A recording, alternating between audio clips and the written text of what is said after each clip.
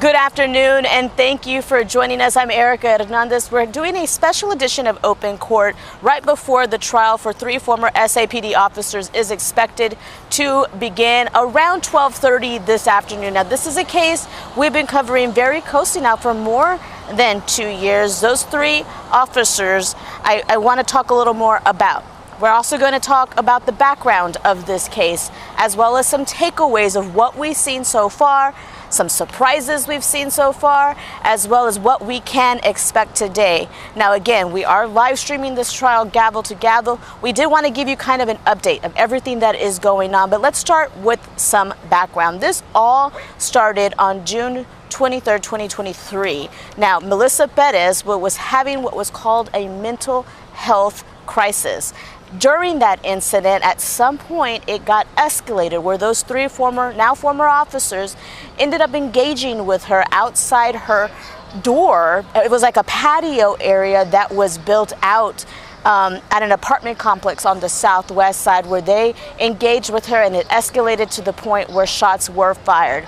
Those 3 officers, Alfred, Flores, Eleazar Alejandro, and Nathaniel Villalobos, were all charged in this case. Flores and Alejandro were charged with murder, while Nathaniel Villalobos was charged with aggravated assault by a peace officer.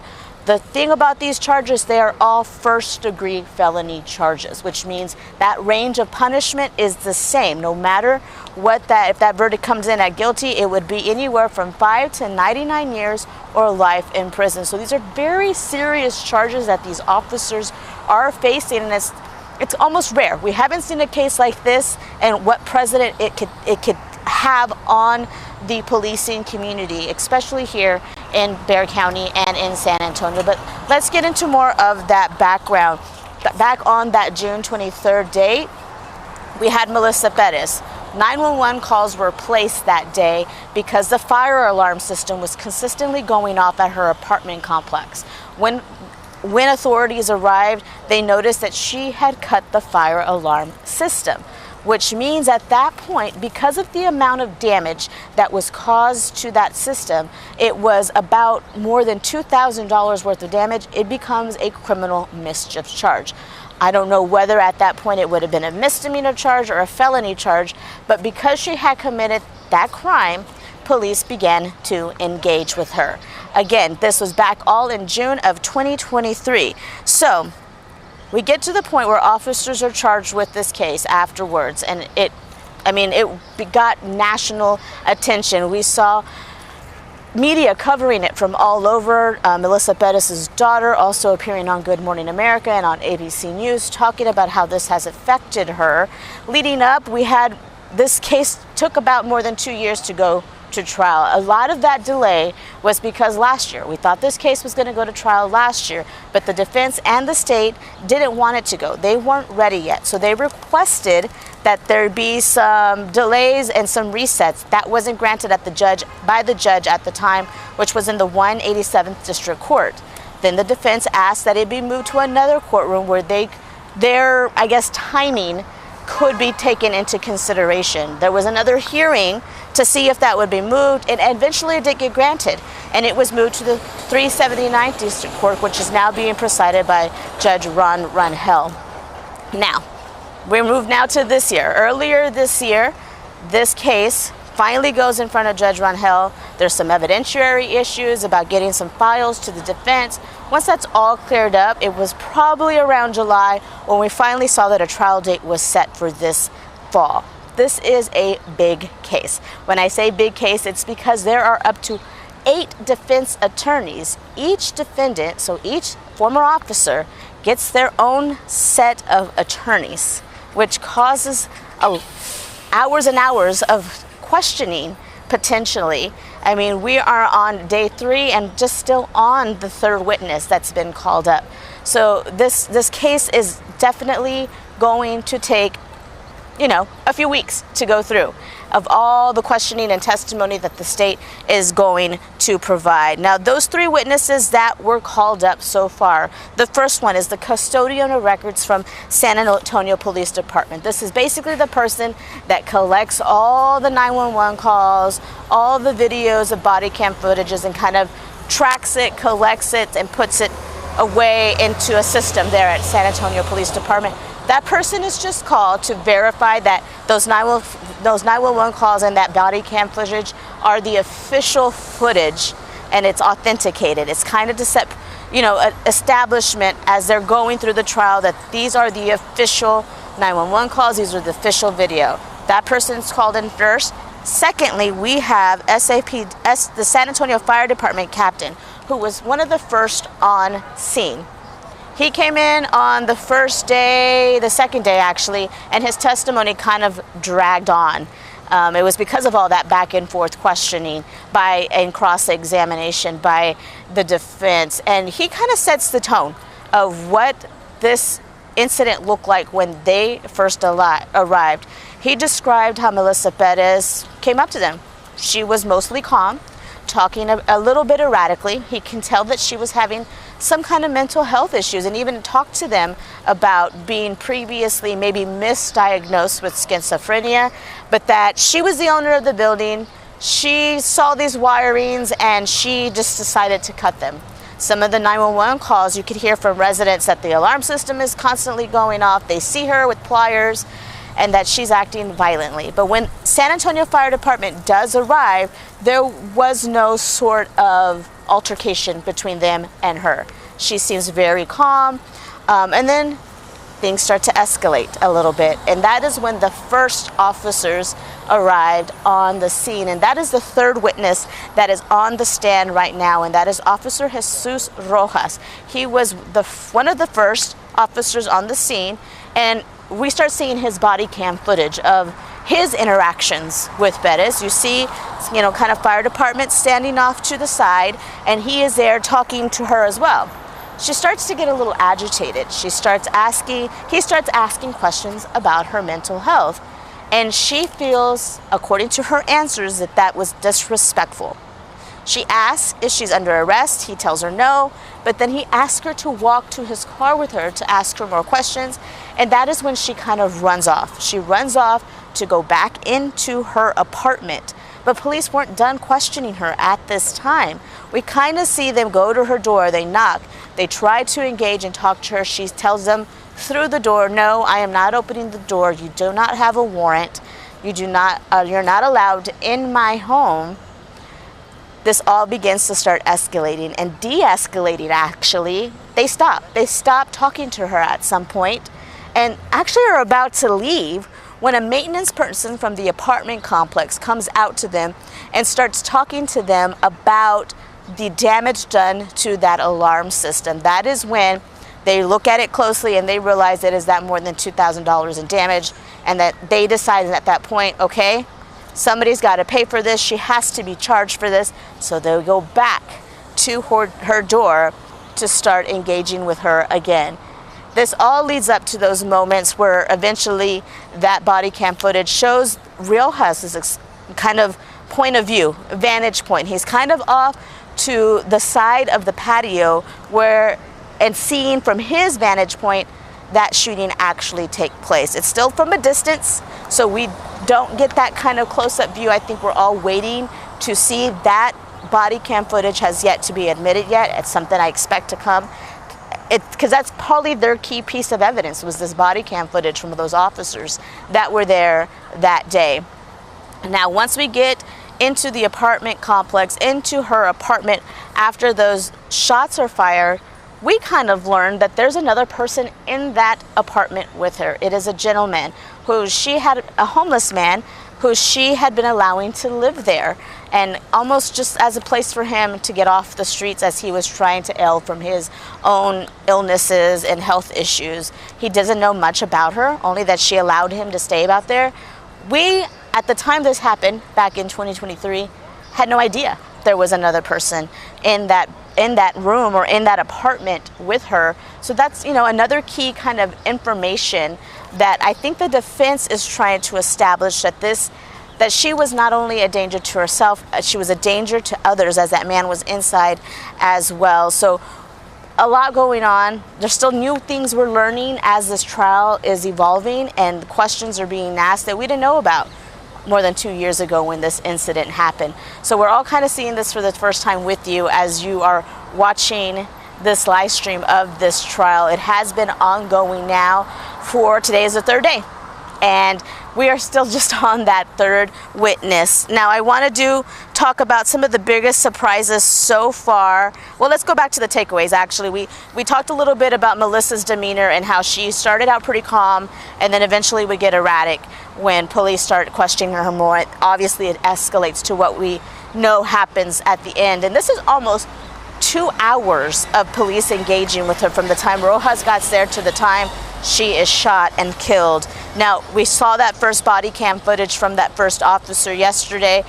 Body cam footage, I can't say that enough. It's going to be very key in this case because it's going to give you those vantage points. It's going to let you hear those conversations police officers were having leading up to it. And it's very important for the jury to see all those vantage points so they can kind of get a very big and clear picture of the situation as it was going on. I do want to talk about the emotion in the courtroom. It has been very tense. All these defense attorneys are talking over, the state prosecutors. There's 3 prosecutors and almost 8 to 10 defense attorneys in that courtroom. It is very crowded. So those tensions, we've seen them boil over on a couple of occasions already where they're going back and forth and getting loud with each other.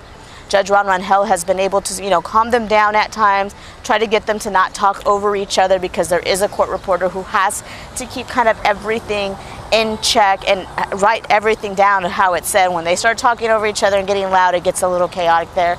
Obviously, there's a lot of emotion with Melissa Perez's family. This is a very important case for them. They lost their mother. We did see Melissa's daughter walk out of the courtroom yesterday in tears right before those moments of that body cam footage was shown of her being shot. There's just two big perspectives here that we all, have to see, which is that you've got to take the side of Melissa Perez's family. They lost their mother, they lost a woman, and then you got to take the side of, seeing what the police officers. That is the focus for this jury, deciding if that use of force was valid or not. Biggest surprises so far, I think, was that first day. One for me I did not expect was seeing former officer James Brennan walk into that courtroom. If you don't know, that name may sound familiar to some, but Brennan himself is facing charges for a separate case. He's also a former SAPD officer who is charged in the shooting of a then teen back in 2022 outside of a McDonald's. He is shot Eric Cantu. He is facing that same charge of aggravated assault by a peace officer like Villalobos. Actually goes to trial right after this trial ends. So it was interesting to see him sitting there that first day of trial in support of other officers who are kind of going through the same thing that he is going through. Something we did not expect, and I don't know if he'll come back. He was only there for that day one. Another thing that was a surprise, and it is a surprise for us as we've covered so many trials in the past, was just how slow this has been going. I mean, we are starting day 3 in about 15 minutes here at the Cadena Reeves Justice Center, and we're still on that third witness. We still haven't even cross-examined. That defense hasn't cross-examined him, and I think it's because so many people are involved, so many people are asking questions. The sensitivity of this case, how high profile, what's at stake, is something that is making this whole case kind of drag. And I want people to expect that. It's going to probably continue to drag and will probably last the rest of October. Yes, you heard that right. This trial has a lot of witnesses. There is a lot going on, so we could fully expect this to go on for a few weeks and possibly even into November. Some are speculating at this point. Now, what's ahead for today?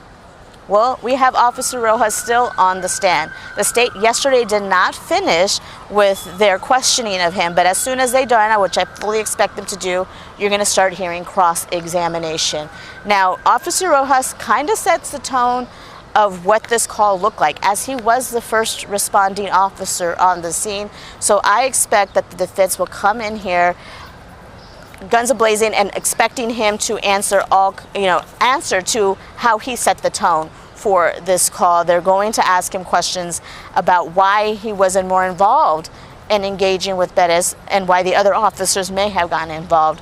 So there's a lot to see this afternoon. We are live streaming this case. Again, those three officers, Alfred Flores, or former officers, Alfred Flores, Eleazar Alejandro, and Nathaniel Villalobos, all facing first-degree charges in this case and facing up to life in prison if they are found guilty by that jury. And speaking of the jury, I do want to mention that the jury was seated last Thursday. This was probably one of the longest jury selections I've seen for a case like this. They had the jurors there for more than 12 hours going through that jury panel to seat all those jurors. They did get seated, though, probably right before midnight that Thursday, and then came right back in on Friday to start that trial. That jury makeup is mostly women. I don't have those exact numbers, but it is mostly women on that jury. I don't know if that's going to play a role in any of the decision making, but there's a lot at stake, and we're going to continue to talk about this case and this trial moving forward. We are live streaming today. We'll take you back into the courtroom very shortly, and probably about 15 to 30 minutes you could expect it to start. It does take a little bit for them to all set up in the courtroom, but hopefully they're doing that right now so they can get started on time. But for now, stay with KSAT 12 for all the updates on this case at ksat.com, our YouTube channel, as well as KSAT Plus. I'll have more on this case all week long. Thank you for joining us. I'm Erica Hernandez.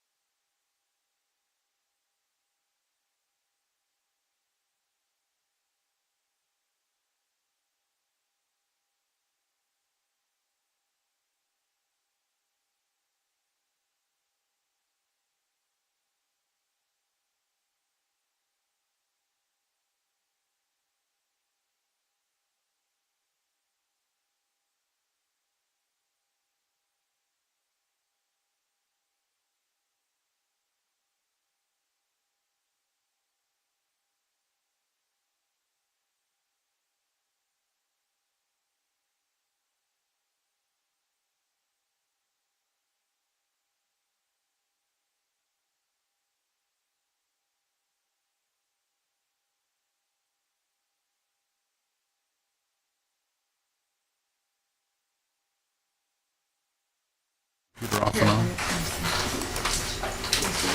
Are you seated? Okay, everybody has the correct.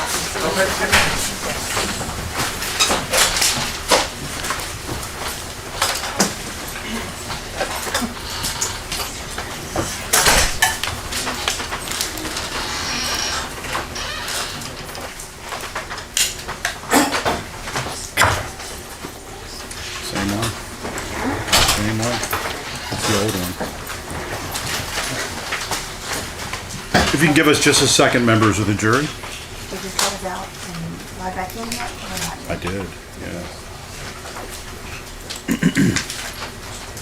More technical difficulties. Give me a second, then I'll close out. I'll close out on you. Okay. We can close that.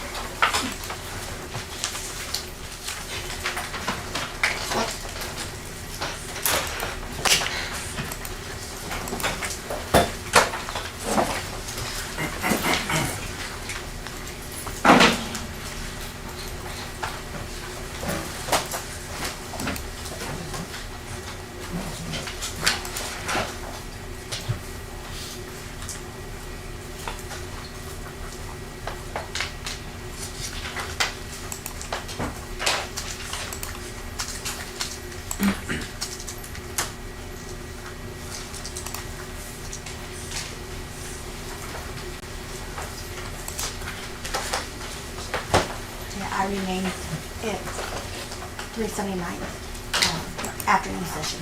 Okay.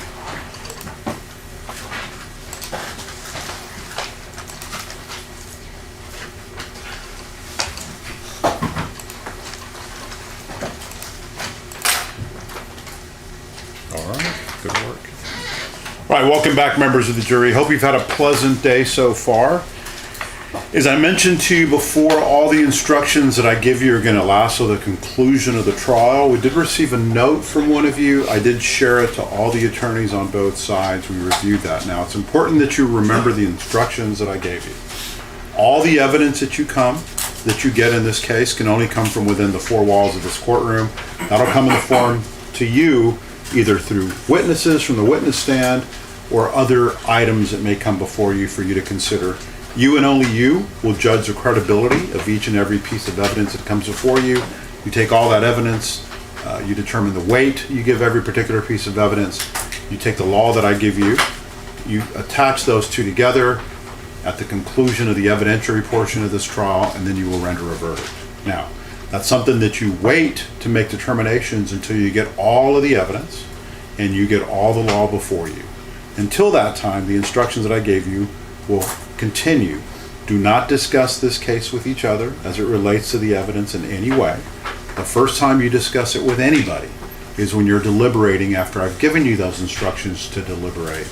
Then you go over those cases for the very first time and the piece of evidence for the very first time, whatever it is that you feel that you're lacking. At that time, you can only consider evidence that comes before you. So, you're unable to ask questions during this trial. You cannot ask questions of me or of the parties related to the evidence. You must wait to see what comes before you. And wait to make your determinations, your findings, until you get all the evidence. Any questions of me? All right, with that, we were at the beginning of defendant's cross, is that right? No, Your Honor, the state has not passed the witness. All right, state your witness. Good morning, or good afternoon. You are the same officer, Jesus Roas, that testified yesterday about the events of June 22nd, 23rd, 2023. Yes, sir. Officer Roas, we kind of patiently watched through your body-worn camera yesterday. You were there at the very beginning, is that right? Yes, sir. This whole, and you, I guess in the course of your duties that day, how long did you stay there at that crime scene? I would say maybe about 3 hours. About 3 hours? Yes, about 3 hours. And in the aftermath of the shooting that we heard, at least on your body-worn camera, is there a practice known as a round count? Yes, sir. Tell us what a round count is. We have to show them our magazines and our pistol, firearm, and we have to they count every bullet that's in there And what's the purpose of that? to see if you're missing any, if you fired any shots. So who is looking at those things from the officers that were associated with the event? It's one of the sergeants. Is it part of the regular protocol there at the San Antonio Police Department that when there is a police-involved shooting, that a sergeant conduct a round count of the various officers that were there? Yes, sir. Was that done there? Yes, sir. And did you fire any shots the entire time? No, sir. In the entire time that you witnessed the events as they unfolded, did you at any time believe there was an exigency to enter that apartment? No, sir. And tell the ladies and gentlemen of the jury what an exigency is. It's so agency. It lets you enter a residence to stop.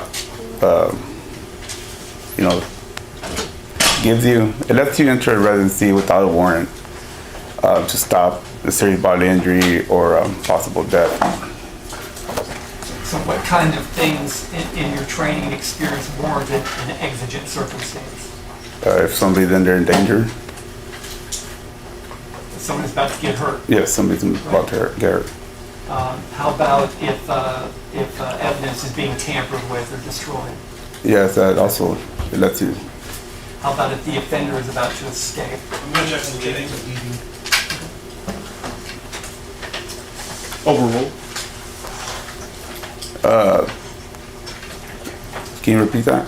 Oh, how about if the offender was about to escape absent your entry? No. So in your evaluation from that, in your time there from the beginning to the end, you personally didn't see an exigency. Is that what your testimony is? Yes, sir. Can you tell the jury what a criminal trespass is? It's when somebody's on your property without your permission. You don't want them on your property. Does a person who is on property without permission have to be given notice to depart? Yes, sir. And when a person doesn't have authority to be on someone's property, is it unlawful when they've been given that notice? Yes, sir. Yes, sir. We watched your body-worn camera, and there was a second officer who arrived at the scene, I guess in the minutes after you did. Is that right? Yes, sir. What was his name? Officer Ramos? And did Officer Robert Ramos also have a body-worn camera on his uniform, part of his equipment? Yes, sir. And would he have been under the same obligation as you to record this event? Yes, sir. Statement offered as State's Exhibit 7, the body-worn camera of Robert Ramos. Objection. Admitted. And we'd like to publish that, Your Honor. You can do that.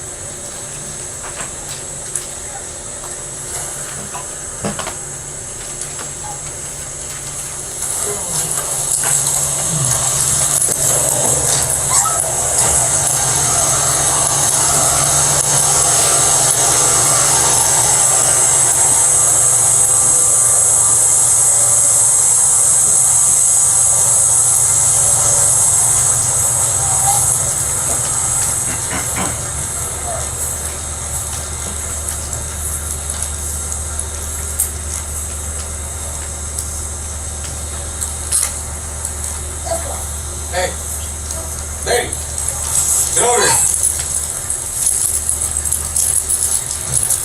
Get over here.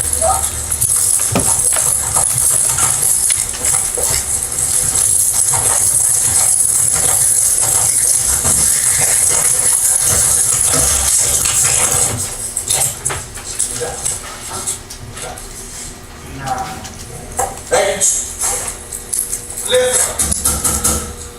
Come get your dog. All right.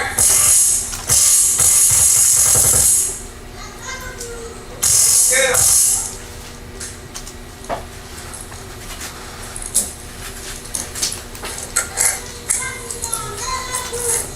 All right, Melissa, come here. Where did you put the wireless? It was, she put the wires over here on the side to all the arms. And, so the fire came on her. But she's, I think she's gonna be in the game, but. Huh? Is that fresh to see? Yeah, that ain't real quick.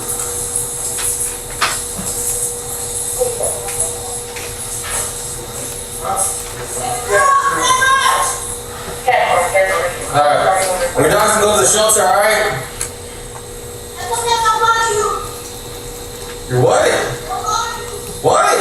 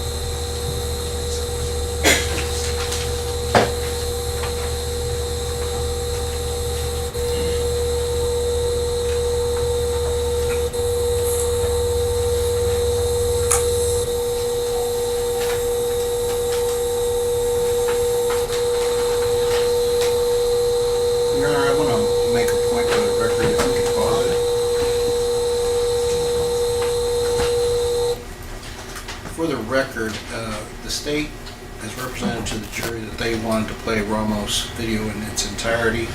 What they're doing right now, what they've done about 4 or 5 times, and we're paused at 56 minutes and 28 seconds. What they've done is they've skipped forward several times, and they're not playing the video in its entirety. I believe there are things that may have been said or done by Officer Ramos that may have been skipped over. I just want to make sure for the record that what's played before the jury is not the entirety of the video. Now you will have an opportunity to cross, and that's for the benefit of the record as well. State? May we just continue? Yes.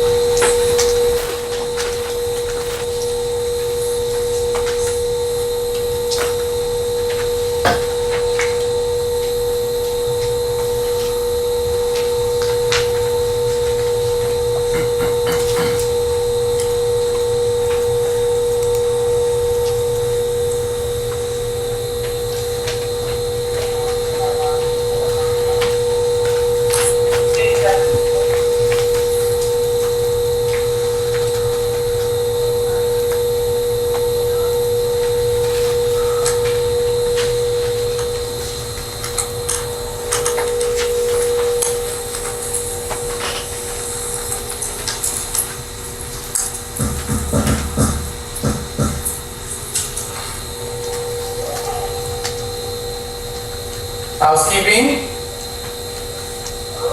Housekeeping?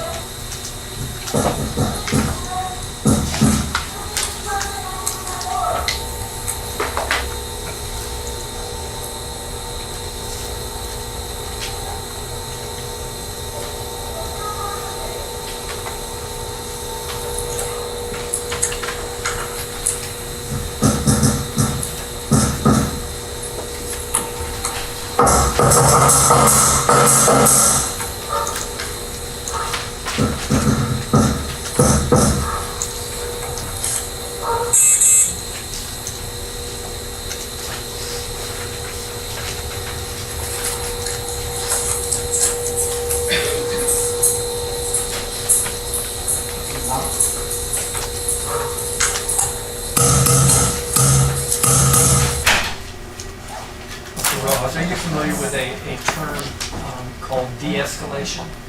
Yes, sir. What is meant by de-escalation in your business? I don't think the mic's working. Okay. I don't think the mic. Oh, the microphone isn't working. May I put your... Yes. Take a look at it.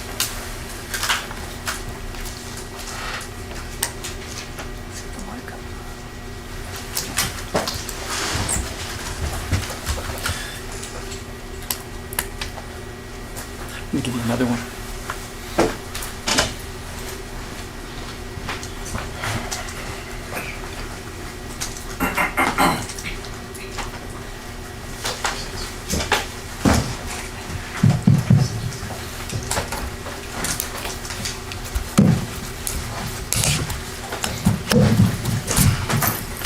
Try that one. Thank you.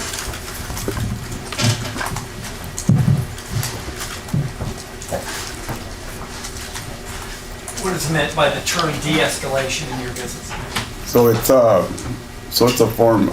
We pretty much try to, it's I guess we try to not. So you just try to keep somebody calm. Pretty much, you do whatever you can, try to keep them calm. So that way things don't get out of hand, start escalating. So you could verbal or anything just to try to keep them calm. Is that a technique that you employed in your first meeting with her? Yeah, yes, sir. And the actions that we're seeing from Officer Ramos, would you say that's in line of de-escalating the situation? No, sir.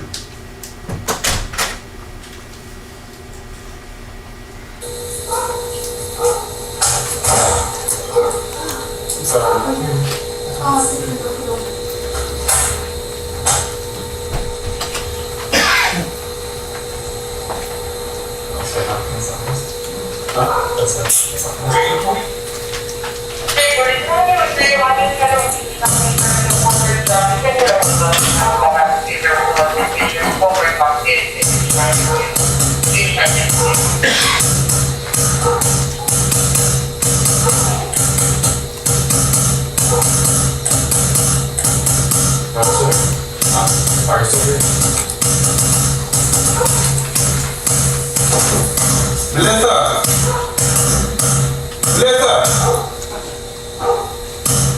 Trying to see what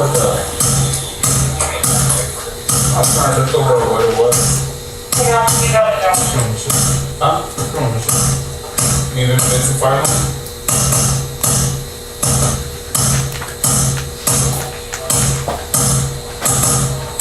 Melissa!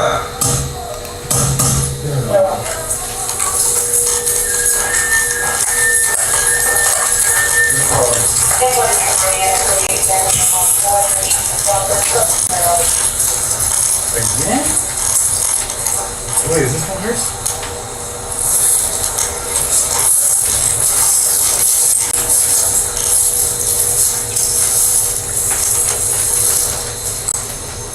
sir. I don't need a warrant. You need a warrant. It's fresh pursuit. No. Melissa, come talk to us. Are you even Melissa?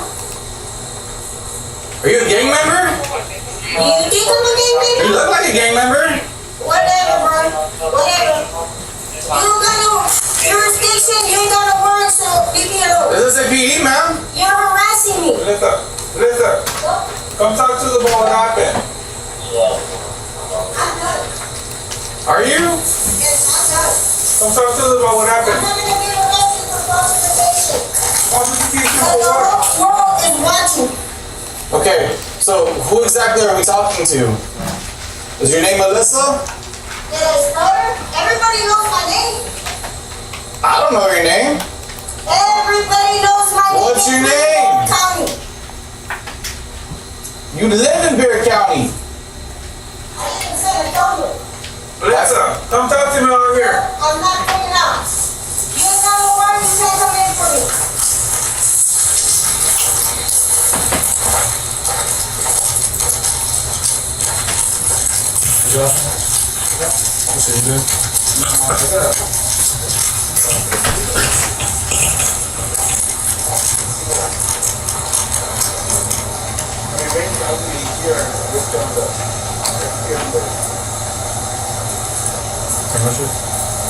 That's all I think is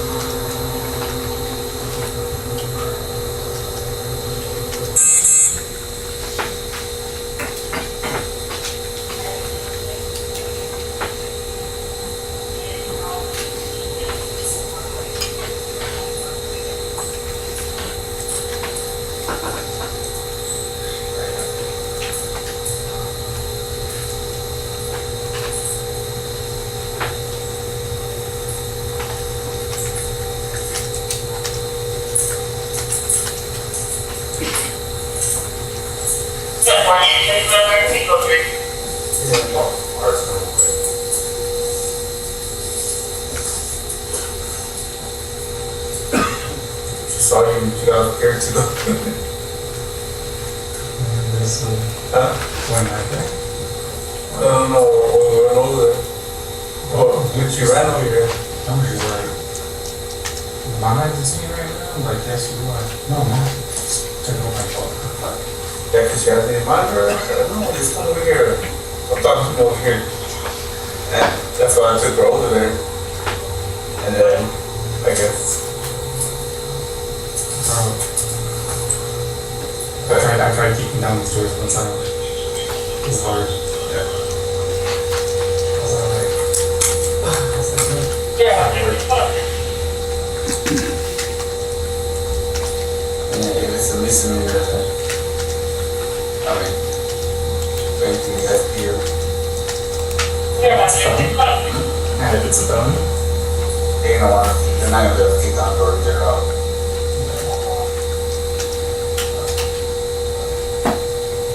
Yeah, well, that's why I said, come over here, I was gonna look it up and see what it was. But all I saw was a misdemeanor. I didn't see anything as far as I didn't see anything like that. So I went, wow, you'll be here. That's just crazy. I'll be here and then I'll SP or all that. You ever watch The Office? You know when he does the business talk? Yeah. When he does the bandana?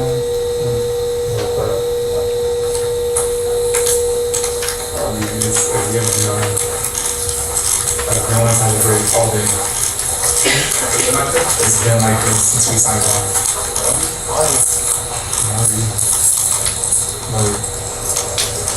Near got a crash, or near the first thing that popped up on him. The record, we're advancing to 115.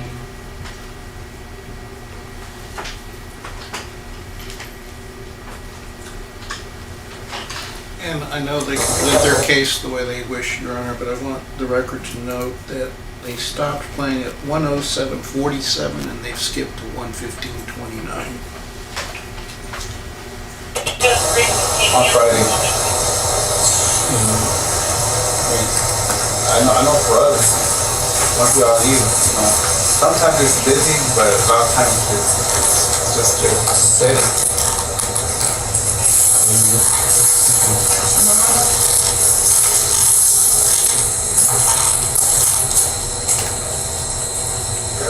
Yeah, she's here.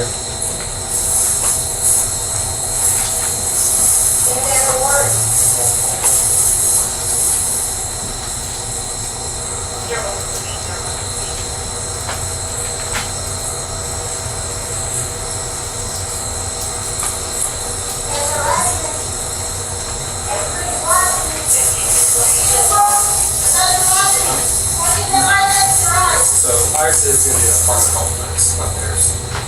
So tampering with the fire alarm, possibly up there. Yeah. She's there. Did you like choose right here?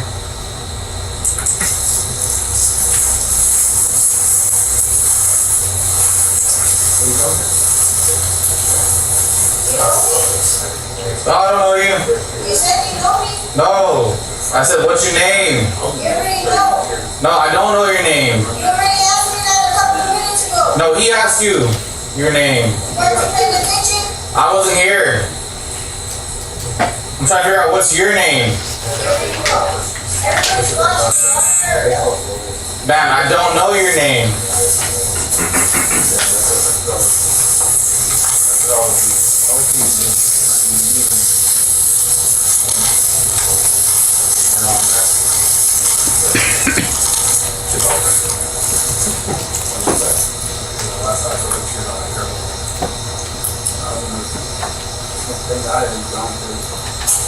I was just go for that thing and I was like, man. No, I paid attention. I was like, I see this dipping. I see this video dark. I just see him like put on the phone. I think I was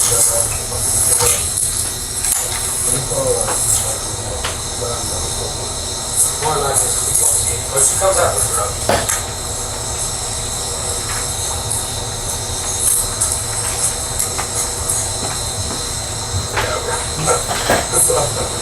You gotta have fun. You gotta have fun. I'm like, what the hell? That's all I think of. That mine's bigger. Yeah.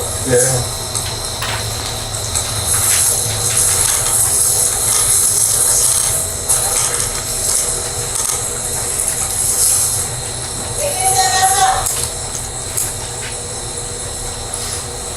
See everybody? Who's all in there? Everybody. Everybody in my space, there's a rest in the town. Are you talking to yourself, man? No, I'm not. I'm talking to you.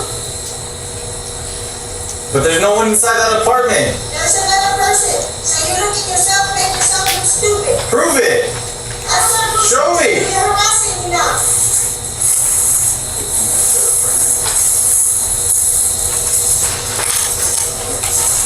What are you saying, man?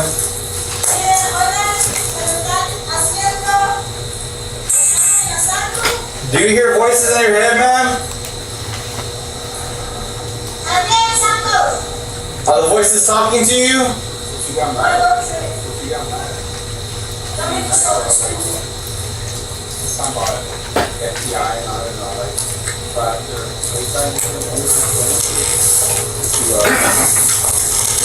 I get offended when people ask me that. I go, I'm just asking, do you take medication? No. Or you prescribe medication? No, I get offended when people ask me, I'm not crazy. I'm just asking a couple questions. That's why I said, hey, come over here and clean the walk with me.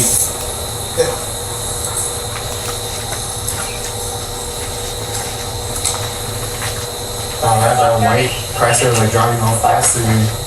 Oh, what? That white Chrysler like pulled up like right before that. It was like driving like fast like through the complex. I thought it was stolen.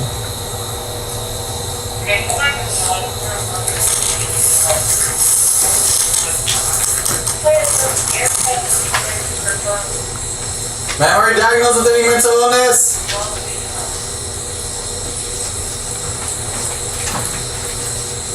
You take any medication for your mental illness?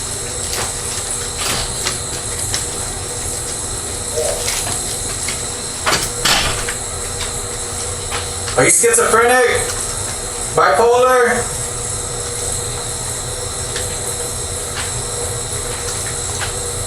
You hear voices in your head?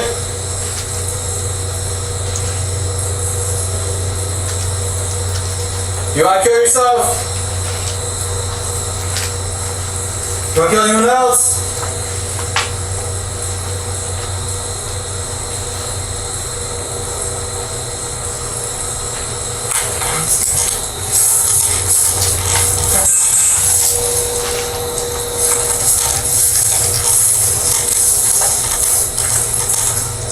Man who lives in 3102?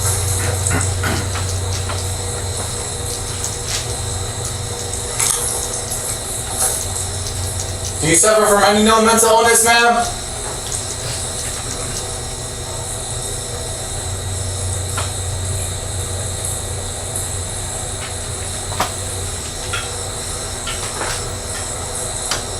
Well, the voice is telling you not to talk to me, ma'am.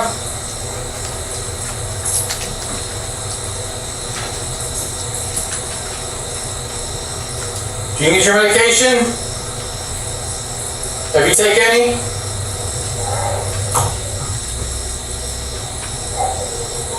Do you need to talk to a psychiatrist, ma'am?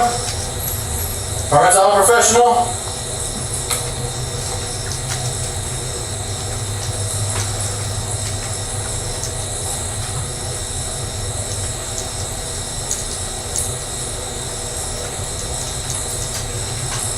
It's okay if you need help, ma'am. We're just here to help.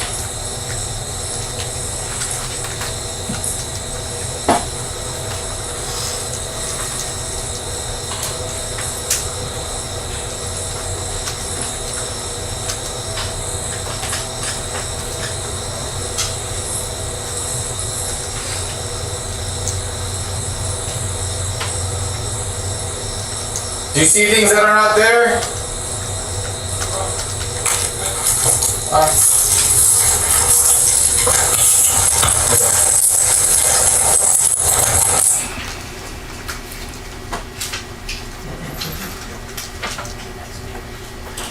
Do you know what initiated the reason for the body-worn camera being turned off there?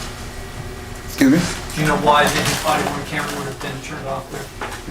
Probably the end of the Object call. to false or speculation in the state of mind of another person.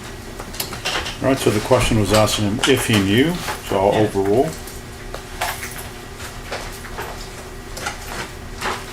The answer would be based upon why Ramos turned it off, and it still would be speculation. Not automatically.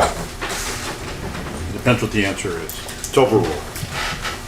I mean, I would guess he turned it off because it was the end of the call. At the end of the call? Yeah.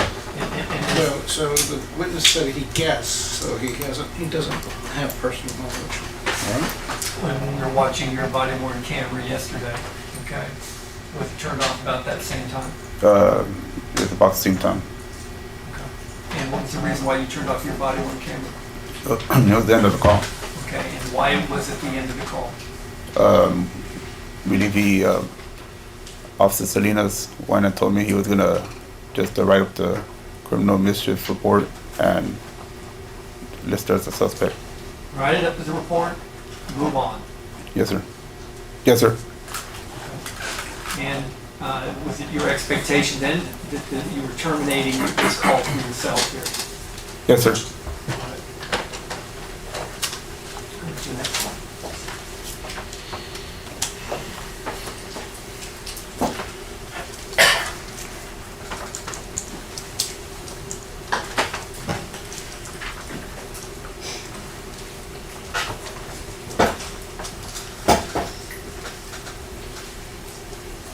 From the time that Officer Salinas showed up at the scene, who was in charge of the scene?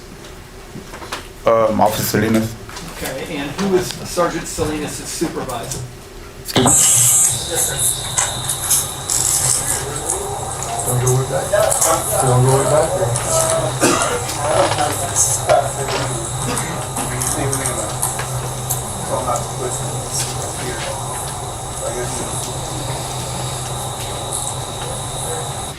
I'm going to object to the mischaracterization of Officer Salinas as a sergeant.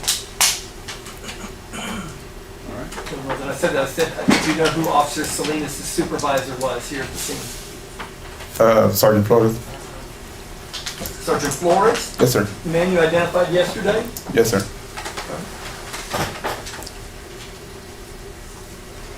Can I just hit that?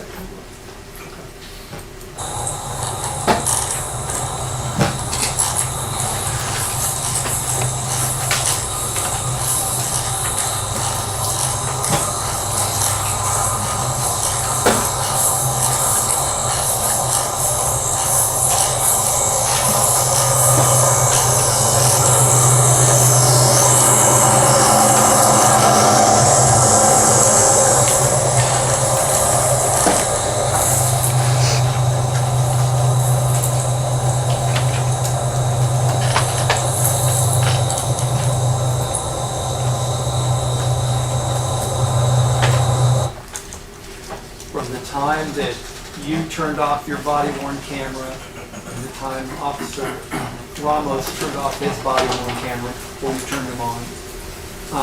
Is there anyone watching Melissa Perez's apartment? No, sir. Is anyone trying to get in? No, sir. Had you discontinued that? Yes, sir. In fact, other than the initial 2 kicks on the door by Officer Ramos, was there any other efforts to try to get into her apartment? No, sir. And was there any intention on your part to do so? No, sir. And during the time that goes forward when we see Officer Ramos, do you remember where you're at during this time that he's here? Excuse me? Do you remember who you're with and what you're doing during this time that we see Officer Ramos here with his position? I was with Officer Salinas and the maintenance man. Were there any other officers at the scene at that time? No, sir.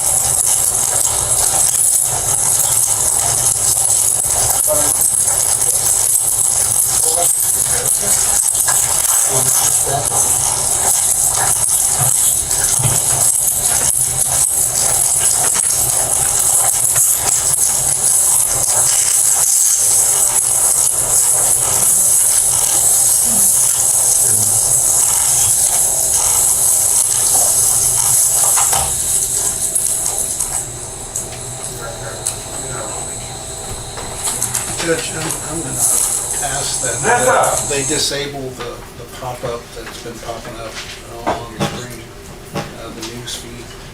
So it's been popping up a few times. And the playtime is 01:37:23, and the news feed has popped up 3 times in the last 15 seconds.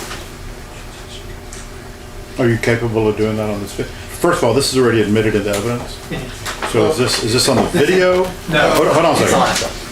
It's in negotiating the cursor, Your Honor. If the cursor touches a certain part of the screen, that pop-up comes up. It has nothing. I would ask the court to direct the state to disable that feature of their computer, because I don't want it happening again, because it pops up news feed, and it's inappropriate and could cause a mistrial. So I'd ask that we take a break so they can address that and disable it, so it doesn't happen again in the rest of the trial. And for the record, Your Honor, what it is doing is it's bringing up, I guess, a link to what is it? MSN News summaries, whatever it is. The news So summary that's going to cause a mistrial? has referenced this case. And I don't say at this time that it's intentional by the state, but if it happens again and they don't disable it, then I think that it would be a mistrial, which would require dismissal.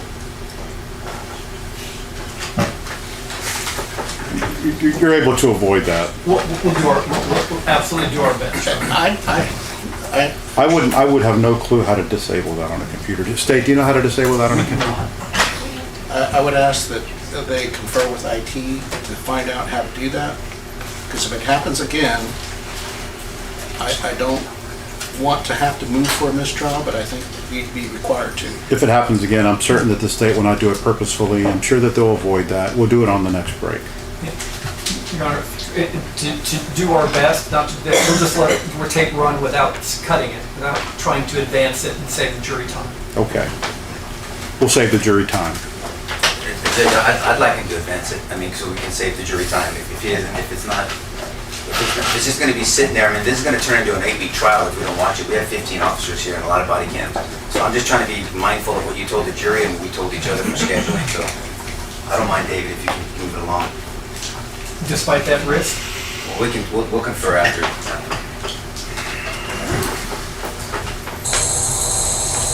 Melissa!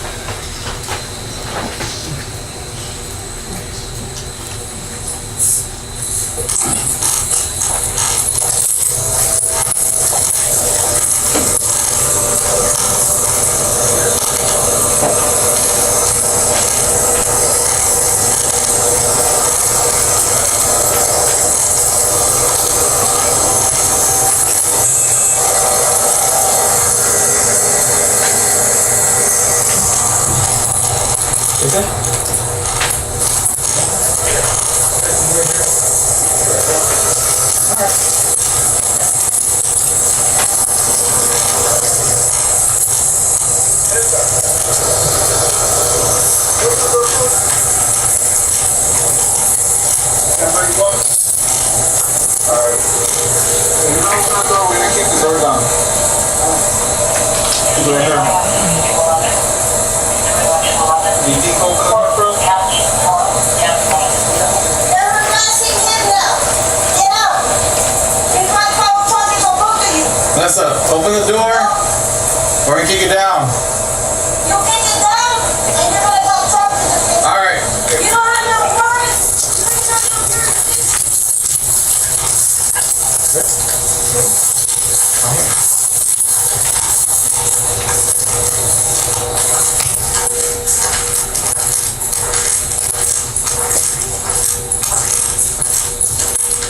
someone could open the doors just like right about. Why can't you? That's how you get one shot, get one shot, and we'll go from there.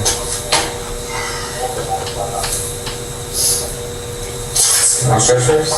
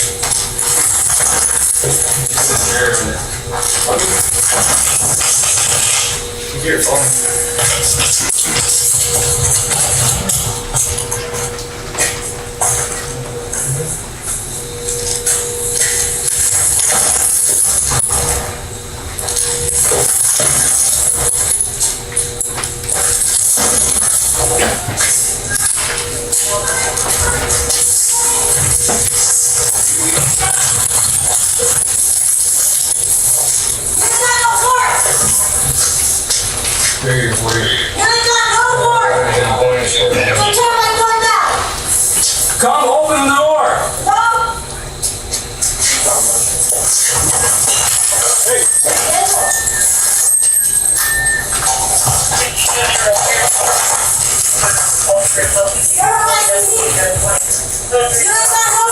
Everybody's watching you. You see this in Melissa, open the door, Melissa. What's your rules?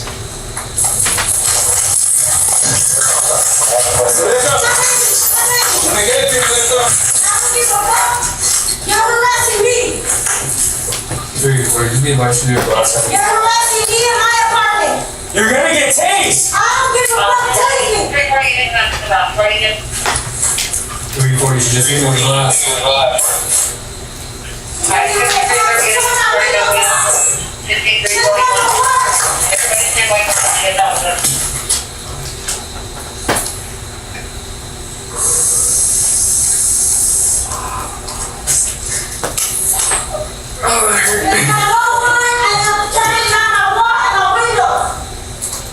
Why we just asked you to come outside? Come outside, Melissa. You're harassing me.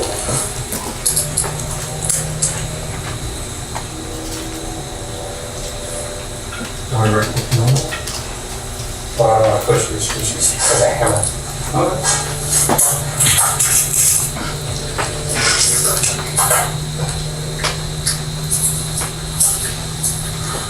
Hey, everybody, you see this, America? The resident, level 1. Melissa, come outside! The way you turn down my window. I'll be getting myself,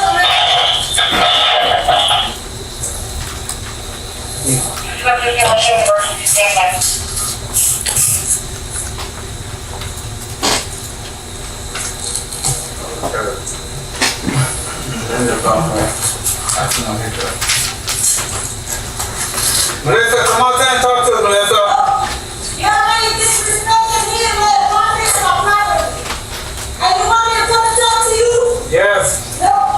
We're trying to talk to you right.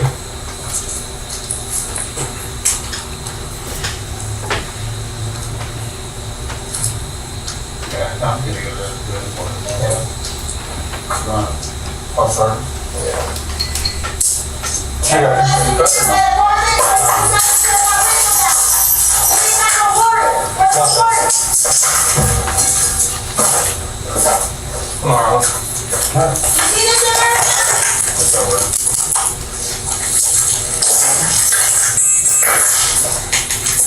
I'm hiding my office and now you're harassing me.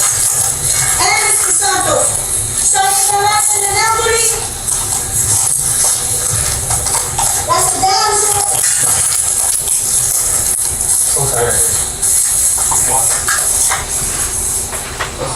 down. 340, you can slow down. Or contain inside the apartment. Hello, continue on. Slow it down. Continue on. Slow it down.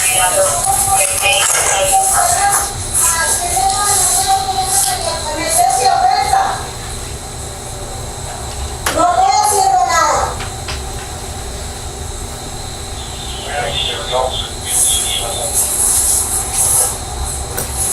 Are you gonna need any of them?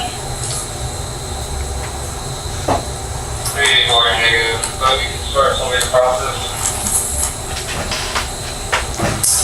8161.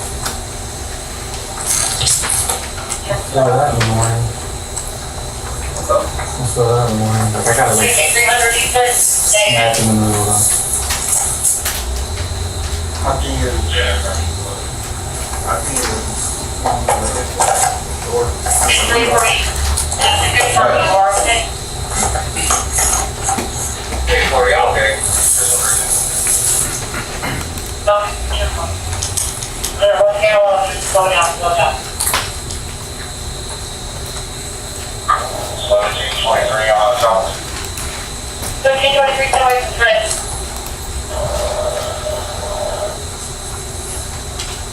Si te acercas de tu ventana, tienes control. You see French? You see French? The guy's right here. It's onto the barrier. The guy like barrier didn't work there. But the watches. You know, my first rodeo. You're gonna look like an embarrassment to the system. Now you just need to calm down. I'm calm. But you're harassing me and my opening. And my home by dropping my window and shining lights in the windows. That's harassment. You ain't got no warrant, you ain't got no jurisdiction. Why don't you come out here and talk to us then? But you ain't got no right. I have no right. You ain't got no right. So, You ain't got no right, you ain't got no words. To tell my window or my door down or text my door. Yes, I want to let that call us. I don't serve any other out there. He is alright.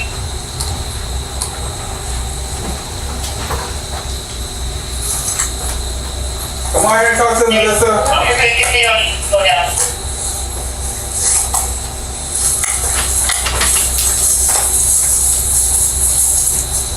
Is broken, on the way to top of your Flores, you're out. Melissa, come talk to us.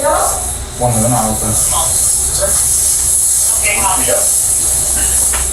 So, I guess it's felony, criminal mischief, and talk to Flores. Put up all the warrants for the arms, right? The No, there's an older, like, lane. They're gonna go, they're kicking the doors, seeing all this. They're kicking the doors. You wanna come out here and talk to me? You got a rail? You got my Jesus picture there? You're disrespecting my home. You ain't got no word. Go get a word and then come on. Can you just talk to me right here? What's going on? Everybody shuts down my windows and I'm flashing my opening on their door. We're getting harassed by you guys and everybody's watching. You're not gonna come talk to me? Why I'm not? not gonna talk to nobody. Why not? Why not? It's all with it, bro.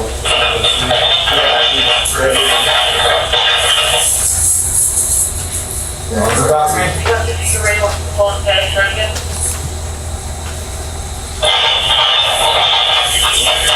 Come talk to me. Come outside. What's up? You can talk to me right here. I can't do that right here. Come talk to me. You kick my door down without no word. Everybody's watching you on America. Melissa, come out here and talk to us. No. Like it's like You're already disrespecting my home. that's not a warrant. She's committed. No, she said that. No, we tried to kick down the door, but we can't. We tried that and she started throwing like she did that and shit and she grabbed the hammer. Not even, you have a hammer. Yeah, because you tore my door down with no word. You don't take somebody's door down without a word. They'll throw We can check it. Check it.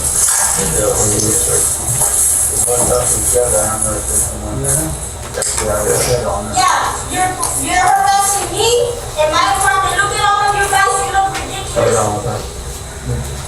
So you're harassing me and my property. Yeah, You wanna talk to me? No, I wanna talk to nobody. You need to leave and leave us in peace because everybody's watching you. Everybody's watching you on camera around the world, on national TV. You drop that? That's fine. You're done, right? That's fine. So they watch us. They already watch us, man. They're watching us. I know, they already do. So there's nothing they want to say for my door down and shine the light and get up in the bed that I put up. That's fine. All right. window screen. And they got my screen, exactly. Okay. So you're arresting me.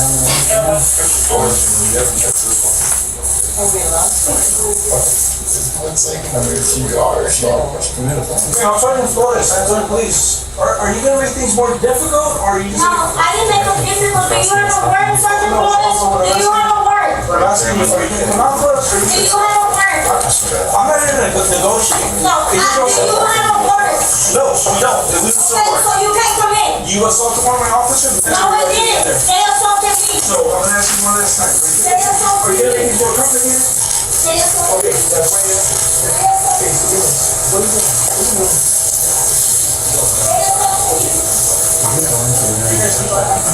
That's what I'm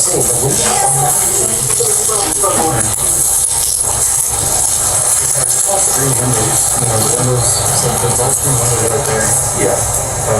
One person that's in there is a old man that's very. Oh, there's somebody else in there? Yeah, just an old man. Okay, what about the screen? They're all the screen windows. Okay. They're not glasses and down. We can work on videos. Okay, yeah, let me just.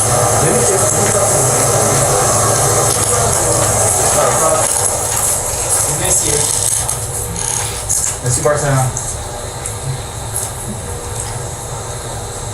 Yes, right. After putting me down, so you have to get down.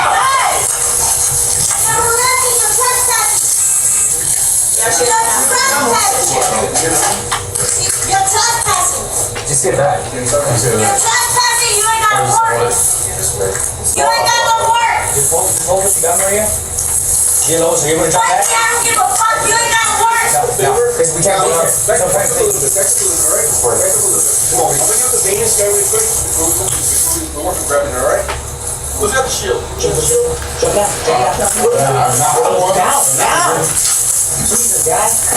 You ain't got no warrant. And you're arresting me. And There's no point in tasing her, bro, because how are we going to go hands-on? Yeah, I think that's fine. Doors on? Sergeant? I was trying to tell you, tell him that. What doors on? Yes, sir. You gonna lock it? Yes, I'm on. Sit down. you ain't got no warrant. You ain't got no warrant. You're arresting me. You're in front of me. Stuff like that. That works a lot, sorry.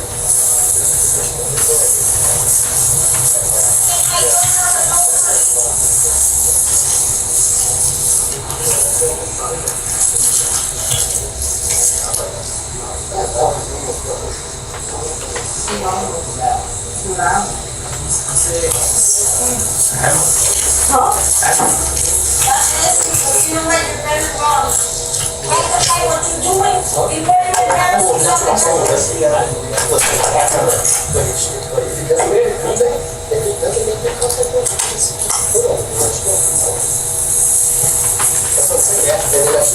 You probably knock the red door and throw the door down without words.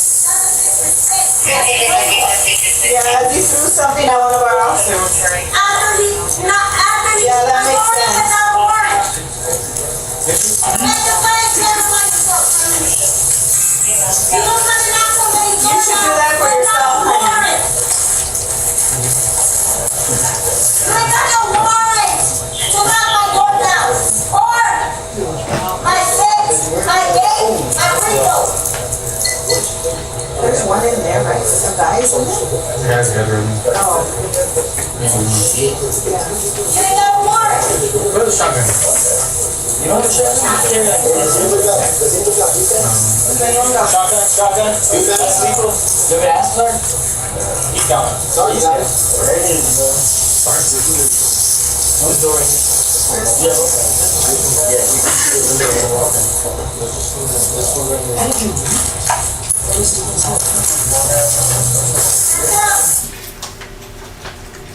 There's some discussion on the video about a shotgun, right? Can a shotgun be converted into some kind of less lethal force? Yes, sir. Can you describe that, how that works? There's actual shells. The shotgun shells that are death lethal. They shoot off beanbags. So you can load a regular shotgun with beanbag shells? Yes, sir. And what happens if somebody's shot with the beanbags? Pretty much hurts them. Try to disable them, kind of. On the continuum of force usage with the San Antonio Police Department, is it considered non-lethal force to shoot somebody with the beanbags? Yes, sir.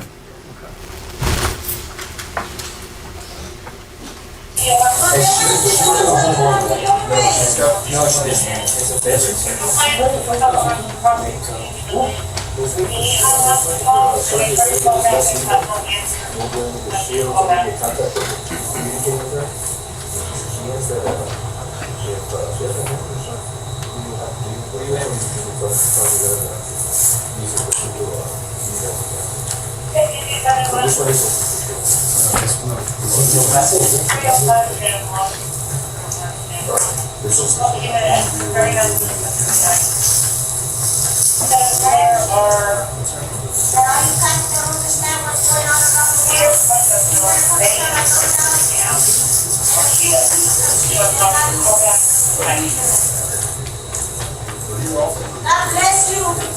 God will take what's coming to you. What's your name?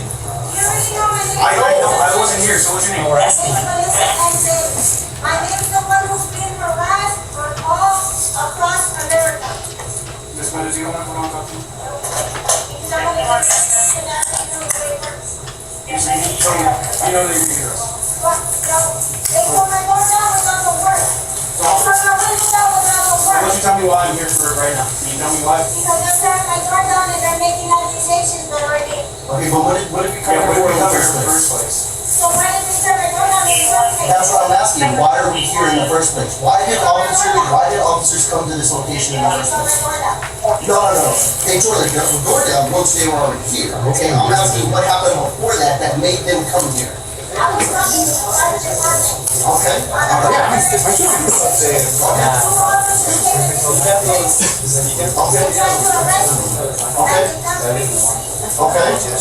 No, he doesn't want to.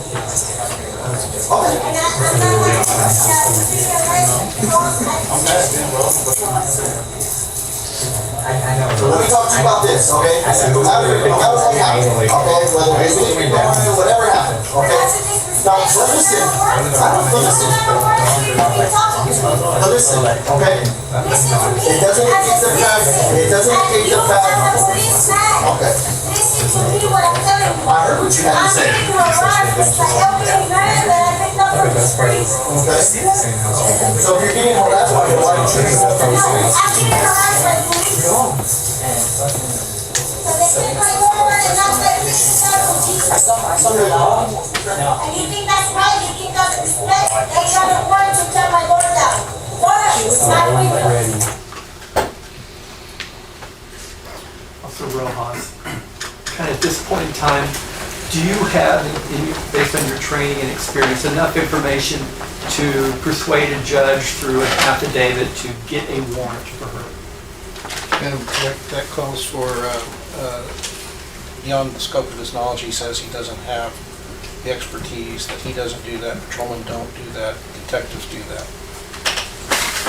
So, if you're able to answer that, and you heard the objection, if you're unable to answer that, then just say that.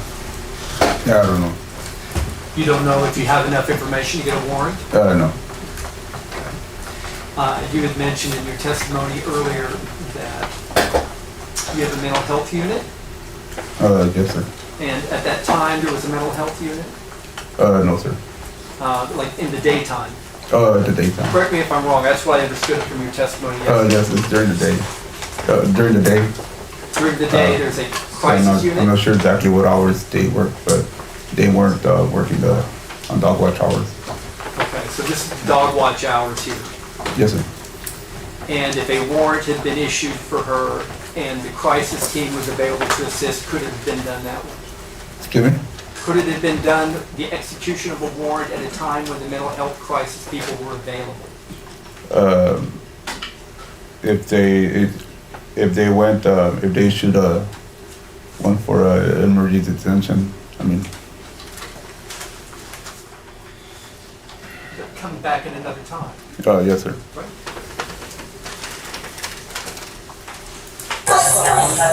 That's my issue. That's your You issue. need a warrant. And you don't got one. I think you're a little bit wrong on that, but I think I'm very right on that. I know my law. I don't think you do, but. I know my law. Okay, what section of the law is that? What section of the law? Yeah. The section of my life. Oh, the section. That was it right there. When you don't have a warrant, you get everything unless you got a warrant. That's not true at all.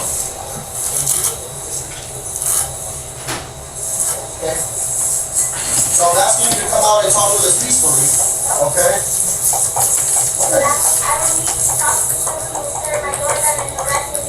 Well, I didn't tear your door down. I just got Shining the here. light in his face along with mine and then tearing my street door. That's harassment. Okay, so would you By like, the police. so would you like to come out and talk to us? No. Okay. So you're gonna make us go in? You don't have a warrant. I don't need one. I've already explained that to you. And I'm explaining to you, you need a warrant. Okay. Well, we'll see what the judge has to say about it, okay? We'll figure it out at that point, okay? Well, like I said, one way or another, what's gonna happen is gonna happen, okay? I'm trying to explain the law to you so that this doesn't go, so that this doesn't escalate. So the court is actually complicated?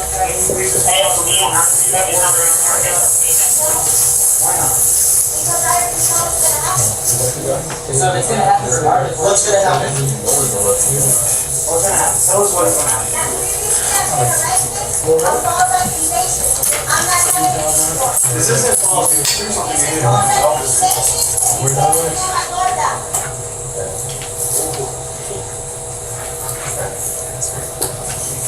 We're trying to keep it very patient and very forgiving.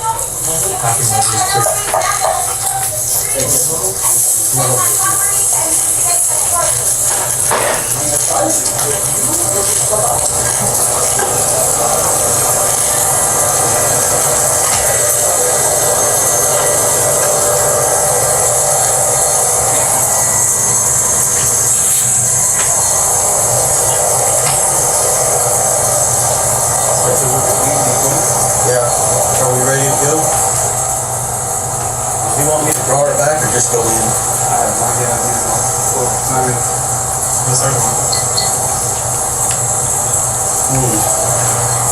Are they at the door or where are they at?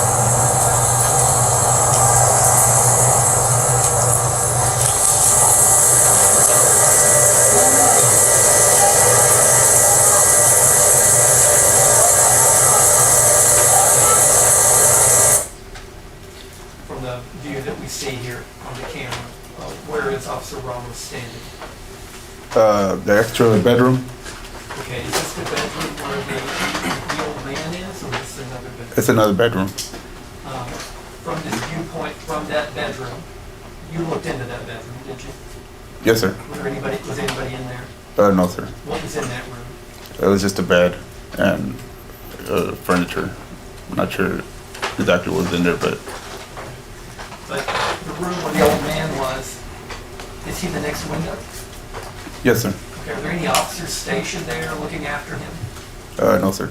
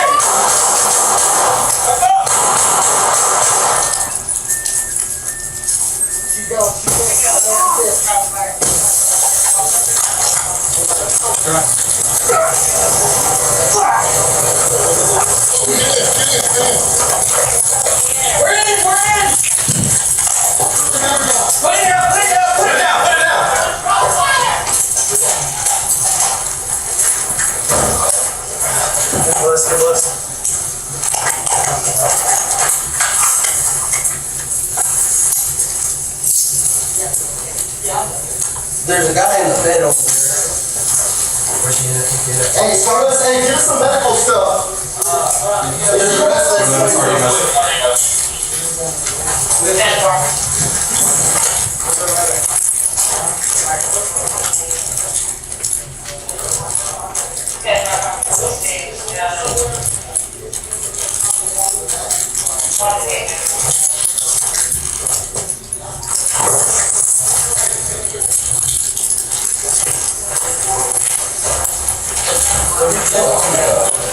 Hey, bro, just cut it off. Cut it off.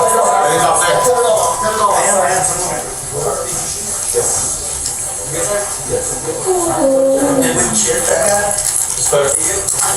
Good. We check the rest of the house. Everything's all good. Everything's all good. Okay. We check. Let's make sure.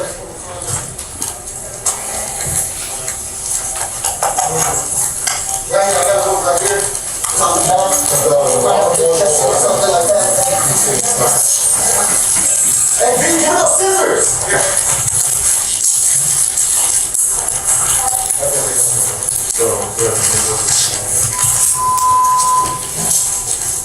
Alright, right here, just check. I got one under the arm as well, looks like.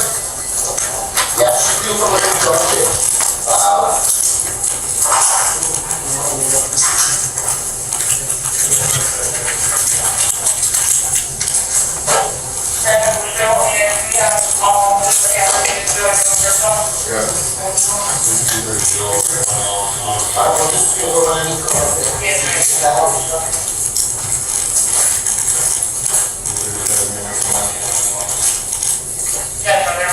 Here, go open the chest, put that on the breast.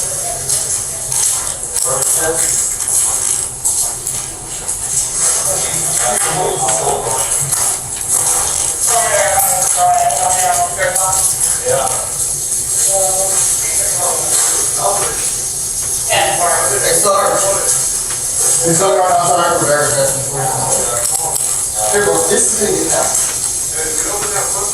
It's broken.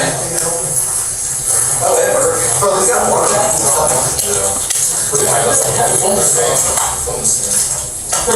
still here. Correct. Just go right here in the back and we can do it on the front.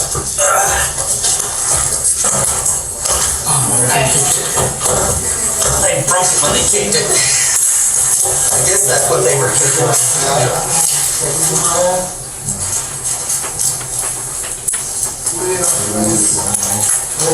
Yeah, I just tried to fry on it. So I know we got one under the arm, we just put a chest on the one on the back. We're gonna have one that looks like an exit to her breast, to her pump breast. Looks like it's gonna be the exit to this one. Any weapons room? No, I think we got rid of everything, man. Yeah, bro.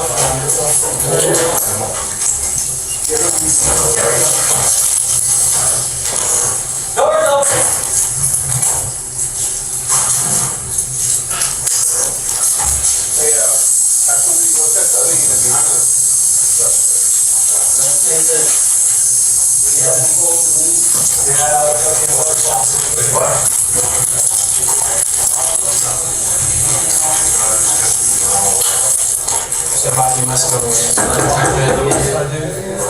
Do we have apartments behind us?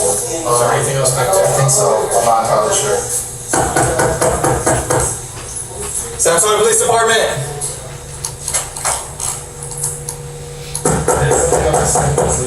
Yeah, that's what I'm looking at. They got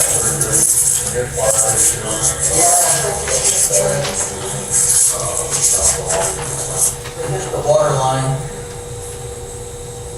Yeah, there's chest on the fire.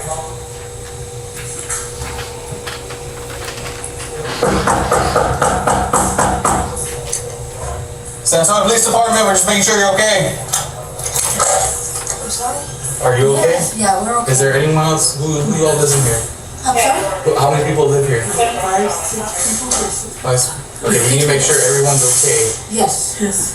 Okay. Can we make sure everyone's okay? Can I make sure everyone's okay real quick? Yeah. Just make sure, like, because something just happened right now. I need to make sure, I need to see, make sure everyone's okay. Is it fine if I come in? Yeah. 1, 2, 3, 4. One's asleep right now. Asleep? Yeah, I just checked on her, she's fine. I was... Did anyone go to the phone? That's what we're making sure.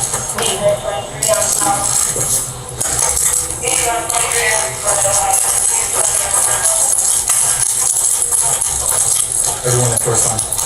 Okay, do this. Check the one behind the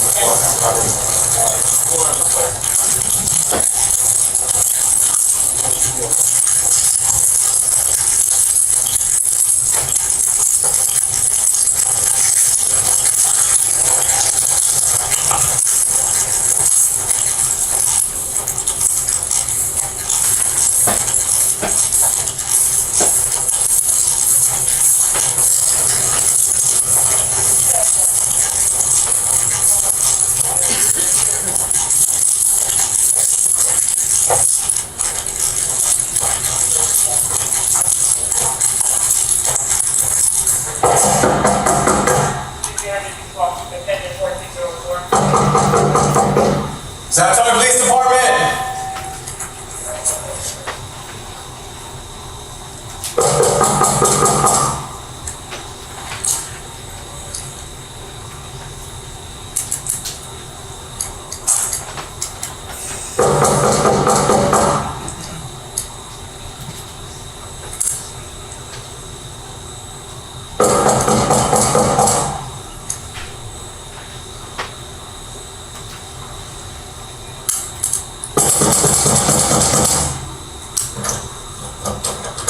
San Antonio Police Department!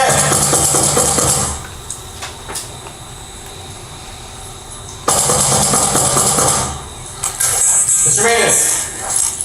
Yes, sir. Do you have a key?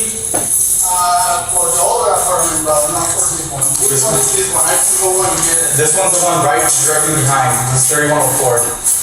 3104. Let me go and see what. I can get the key for it. So this is the one directly behind 3102. Oh, okay. Do I need to report something to my superior? Probably, yeah. Not right now, but I just need to make sure everyone's okay here because the bullets went this way. Oh, okay. So I need to make sure everyone's okay. 3104. Let me go and get that.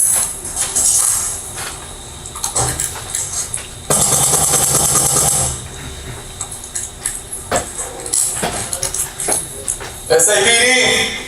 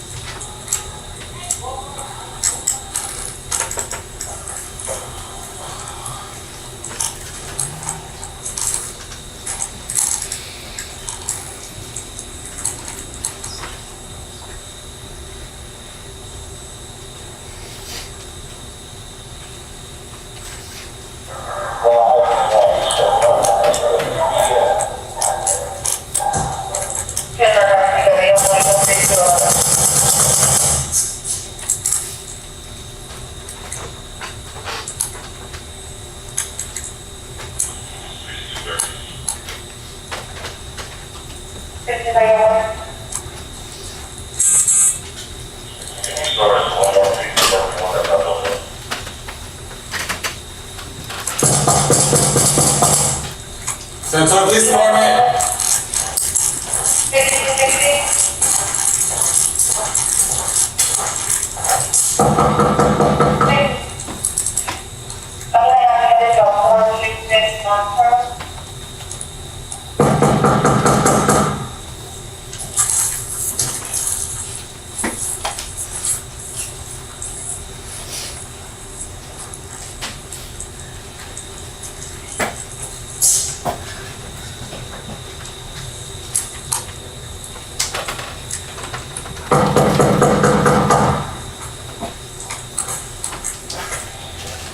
Samsung Police Department.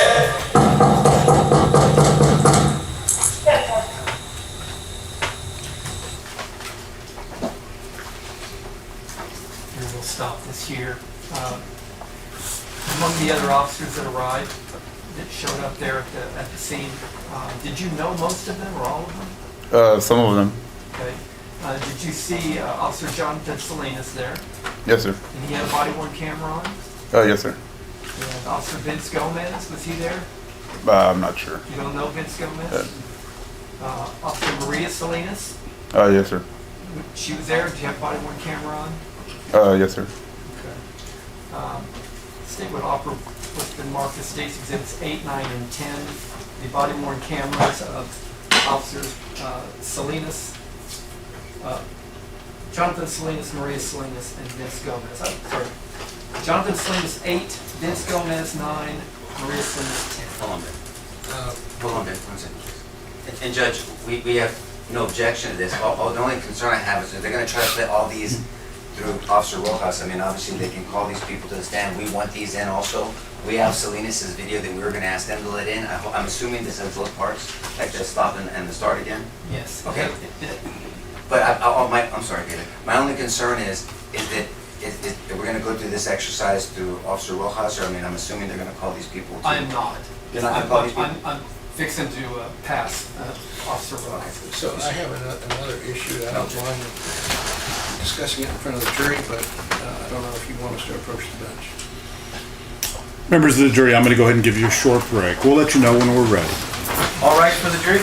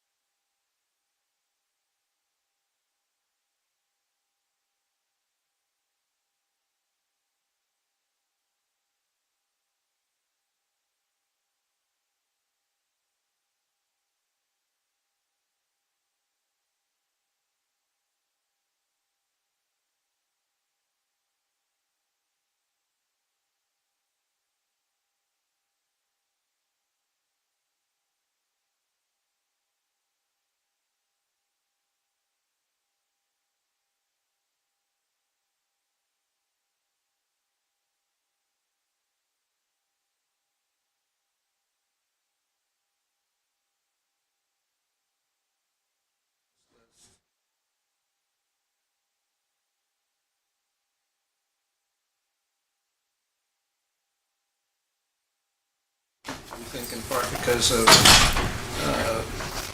fact that they've been threatened by supervisors, even despite the court order. I'm wondering if the state can assure that those witnesses will show up if they don't call them.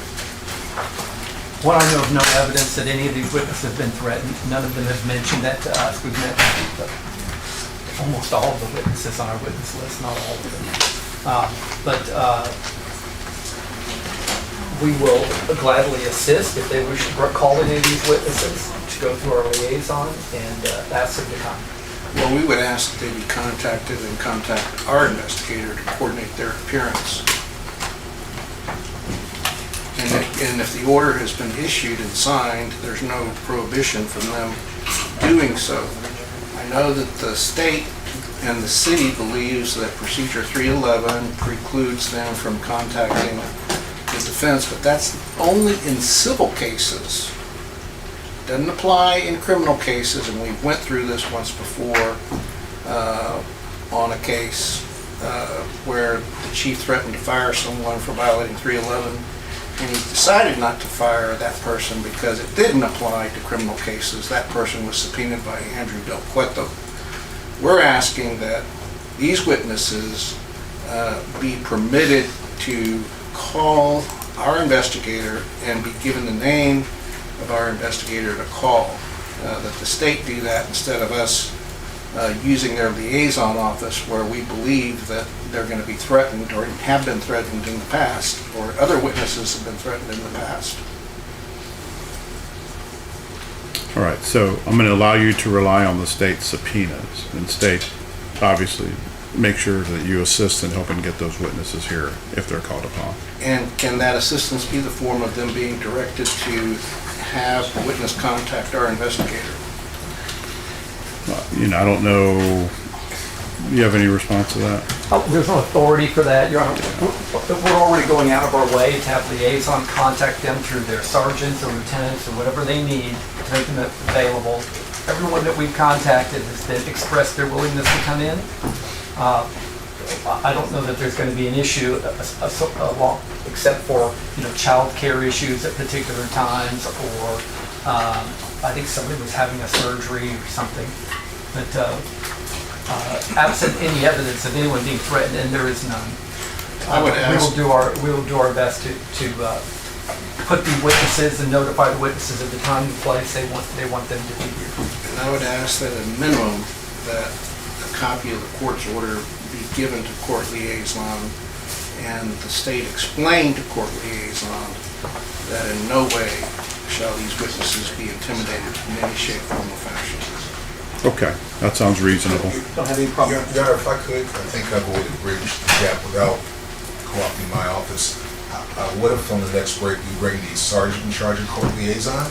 He could be thus instructed by the court. That's who we would ask to get to inform, and that way it gets us out of the line of fire of telling witnesses to talk to their people, etc. They can go straight to the contact from SAPD to talk to SAPD's people.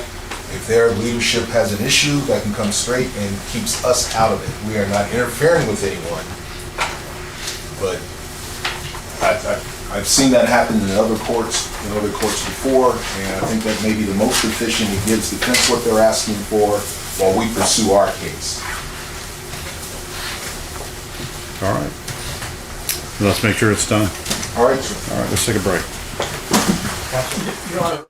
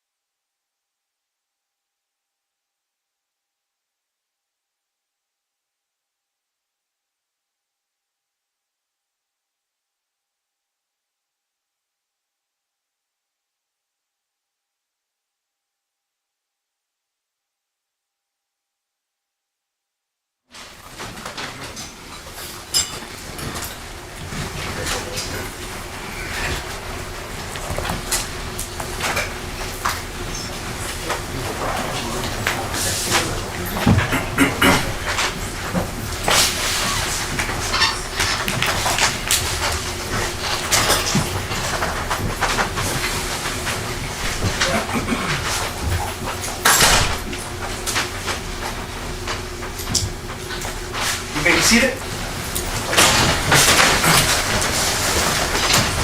All right, welcome back, members of the jury. Where you last left off, state. Your Honor, with the understanding that State's Exhibits 8, 9, and 10 have been admitted, we will pass the witness to cross-examination. May I proceed, Judge? Yes. Good afternoon, Officer Roas. Yes, sir. Can you speak to the microphone, please? My name is Nico LaHood, and I'm one of the defense lawyers that is representing specifically Nathaniel Villalobos, but we have a joint defense agreement, so I have an interest in all the cases. Do you understand that? Yes, sir. Okay. Have you ever testified before? Yes, sir. How many times, roughly? Just one. Sir? One at a time. And what kind of case was it? It was the family violence. Family misdemeanor? Class A misdemeanor? Yes, sir. Okay, a little different in here, right? Oh, yes, sir. Okay. Do you know how cross-examination goes? Oh, yes, sir. I'm going to ask you some pretty direct questions. So you understand that? Oh, yes, sir. I want you to know something. I have no intention of being disrespectful to you, okay? Do you understand? Yes, sir. Okay. But also, my job is not to protect your comfort either. Oh, Does yes, that sir. make sense to you? Yes, sir. So I'm going to ask you some tough questions, okay? Okay. And we'll come up with a rule. If I either talk too fast, because I understand I talk too fast sometimes, or if you don't understand my question, if you say, Nico, can you please repeat that? I'm happy to do that, okay? Yes, sir. Judge, pursuant to Texas Rules of Evidence 201, I'd like to take judicial notice of some statutes. Okay. Texas Penal Code Section 22.02, aggravated assault on a public servant, first-degree felony. Section 2201 of the Texas Penal Code, assault on a public servant, third-degree felony. Section 38.03D of the Texas Penal Code, resisting arrest with a deadly weapon, third-degree felony. Section 38.04 of the Texas Penal Code, evading arrest, Class A misdemeanor. Also, I'm sorry, Judge. I'll take judicial notice. Thank you, Your Honor. Also, Texas Penal Code 30.02, burglary of a building, state jail felony. And pursuant to Texas Rules of Evidence 612 and 615, Judge, at this time I'm requesting all paperwork or information that this officer prepared in preparation for trial or further even reviewed in preparation for trial. And we turned those over in discovery. Do you want them again? No, sir. I'm just making sure that we have all of them, right? We do? Yes. So, Officer Rojas, so you had pre-trial with the government, correct? Yes, sir. And when you tell the jury what pre-trial means? It's you go before them, the prosecution, and they show you all the, I guess, statements they made, and just went over all that. And they go over evidence with you, correct? Yes, sir. And they also ask you what you're going to testify to. Excuse me? They ask you what you're going to testify to. Yes, sir. And you review documents. Yes, sir. And maybe not even just the documents you created, just documents in general that may be relevant to your testimony. Yes, sir. And they also could prepare you for maybe questions that we may ask you, right? Yes, sir. Okay. And they did do that. Would you agree with me on that? Yes, sir. Okay. What did you review in preparation for your testimony today? I reviewed the grand jury, the testimony of the grand jury, also internal affairs document and report, as well as the body camera. And did you review other officers' body cams? No, sir. Just your own body cam? Yes, sir. Did you review other people's statements? No, sir. Just your statement? Yes, sir. Okay, fair enough. So I want to direct your attention now, I want to bring you to this incident that you've been testifying to. What was the call that you were responding to?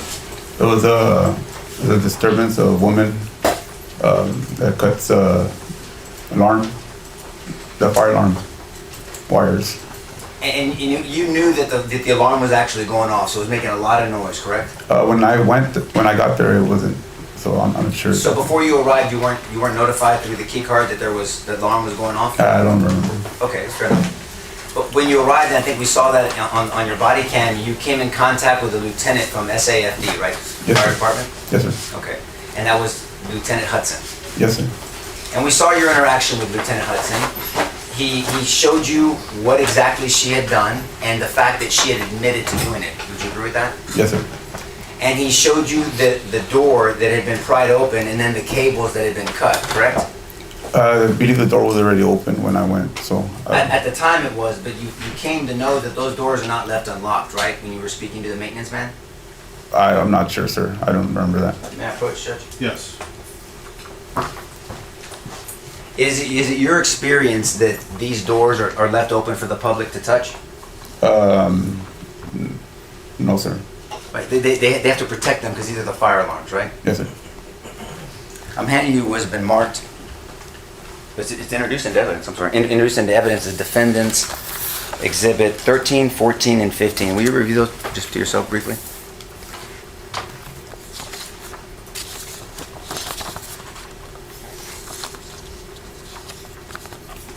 And you would agree, officer, that these are pictures of the fire sprinkler door that had the wires inside of it, correct? Yes, sir. And we can see that there's a knob there with a keyhole, correct? Yes, sir. And what is a fair assumption when there's a keyhole knob? What does that usually mean on the other side? It's locked. That's locked, right? So you need a key to get into it. Yes, sir. In your training and experience, can you see where this door has been manipulated or wedged open? And you can take time to look at that.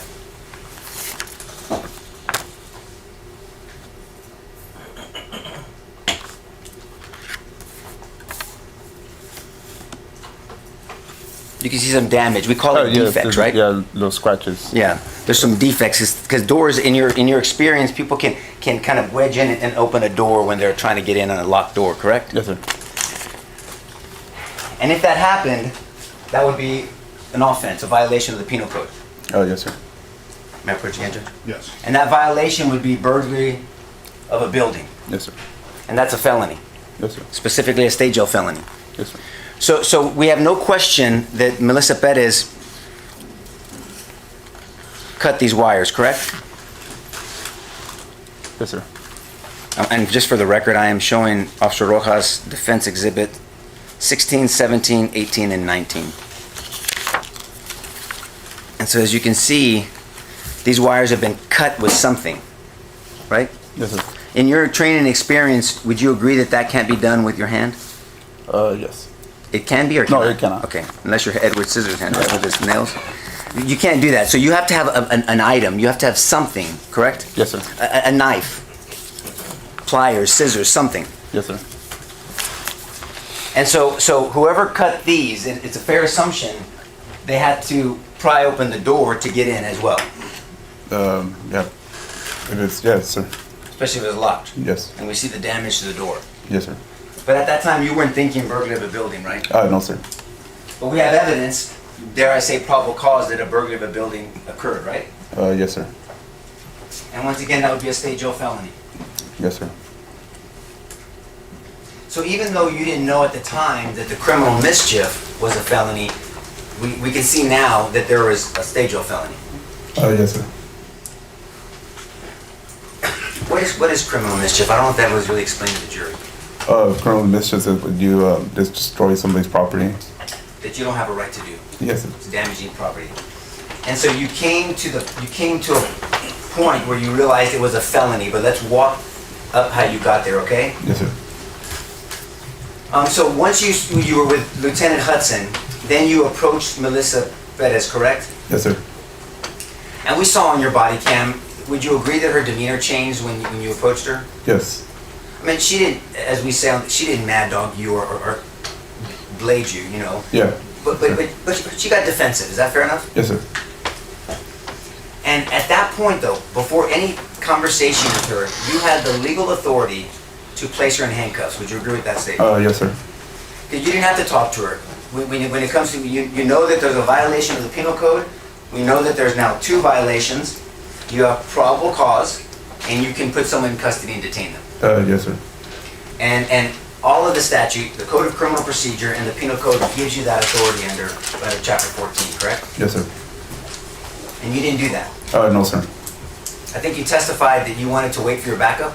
Yes, I was waiting for a court officer to get there, and like I said, every time I talked to her, she would just kind of get defensive and offended.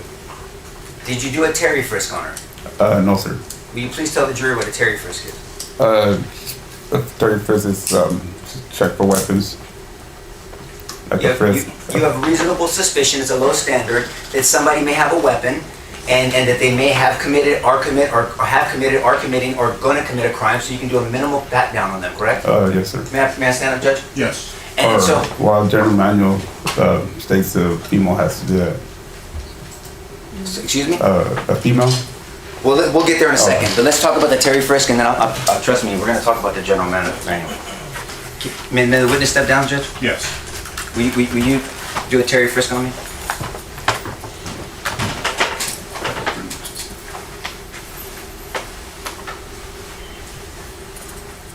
Pretty simple, right? And you don't check my ankles, right?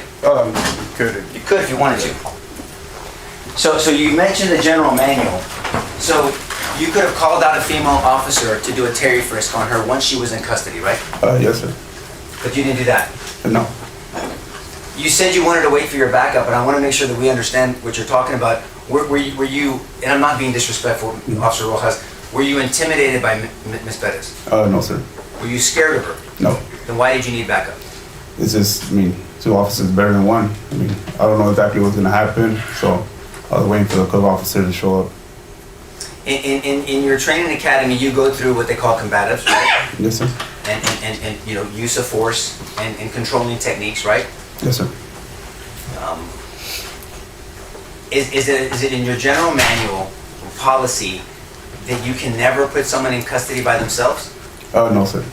Matter of fact, the 3rd traffic shift, the DWI task force, they're often by themselves when they put people in cuffs, correct? Yes, sir. So you're saying you weren't afraid of her, you weren't intimidated by her, she had not threatened you, but you still wanted to wait for backup? Yeah, she was cooperative, so I just wasn't waiting for my discretion. I was waiting for backup to get there. What were you waiting for? For the officer to get there, cover officer. So you had every intention of arresting her, but you just wanted cover? At that time, I was thinking more toward the emergency detention. I'm glad you mentioned that. Let's talk about emergency detention, because I don't know if that's been explained properly. So explain to the jury, what is an emergency detention? Emergency detention is when you have a mental consumer that they have to meet certain criteria as far as trying to hurt themselves, trying to hurt others, or they're going through some kind of mental episode. So they're having a mental decompression, right? Yeah, yes, sir. And they're a danger to themselves or other, and it's under the Health and Safety Code. Would you agree with that? Yes, sir. Specifically 573. Yes, sir. If you recall. Okay. And you said you were thinking that, how was she a danger to herself or others? Well, as far as being a danger to herself or others, that was more as far as the mental decomposition that I was looking towards. Okay, so what made you think that? Because we saw the body cam. Mm-hmm. You were told some things that she said. What, in your assessment, I want to take the jury back where you are. In your assessment, how did you get to her mental decompensation? What did you hear or see to make you think that? Just talking about the FBI that was hearing her, and they're recording her and things like that, that they're hearing her pretty much. Okay, and how is it an emergency detention done? I mean, how is it actually done? What do you do? We throw that word out, but how do you perform an emergency detention? What do you do first? Well, you make sure they meet the criteria. Once they meet the criteria, we gotta call a certain phone number, and they direct you where to go. Well, I mean, I guess maybe you're skipping a step. You apprehend them. You put them in custody, right? It's at our discretion. We don't have to put them in handcuffs or anything like that. Well, I mean, most people that are going through mental decompensation, a lot of them don't want to go, right? Excuse me? A lot of them don't want to go. They don't agree with you. Some of them don't want to go. Like Ms. Perez, she didn't agree with you. No, sir. You had asked her, matter of fact, and it seemed to agitate her. You said, have you been diagnosed with anything? And she didn't agree with you. So that's why you're allowed under the Health and Safety Code to apprehend them, to put them in custody, right? Yes, sir. So you could have put her in custody for number 1, the criminal mischief, correct? Yes, sir. The burglary of the building, number 2, correct? But at that time, I didn't know. It was. I'm not saying that you didn't assess that properly. I'm just saying you could have done it, though. Oh, yes, sir. Or number 3 for the emergency detention. Yes, sir. Okay. And you decided against that, and you wanted her to follow you back to your vehicle, and you'd not patted her down for weapons.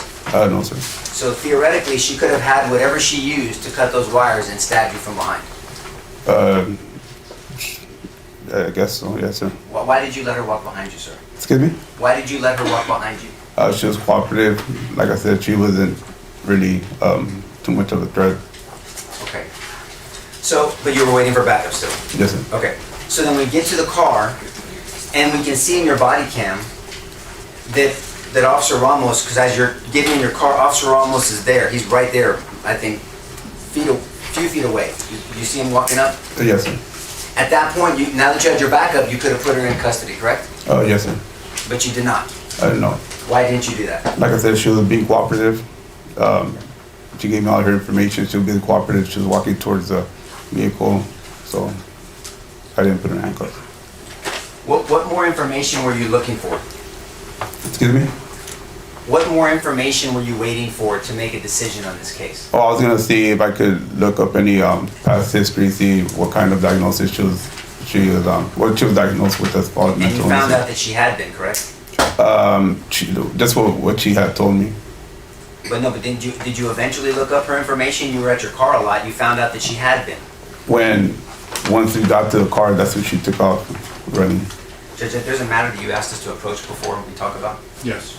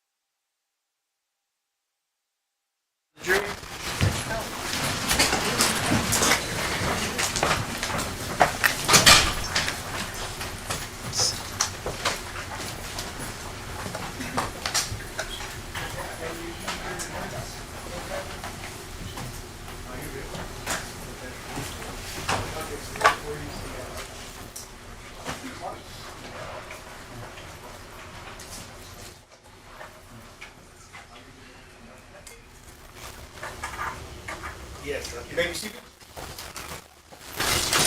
All right, defense, if you want to inquire.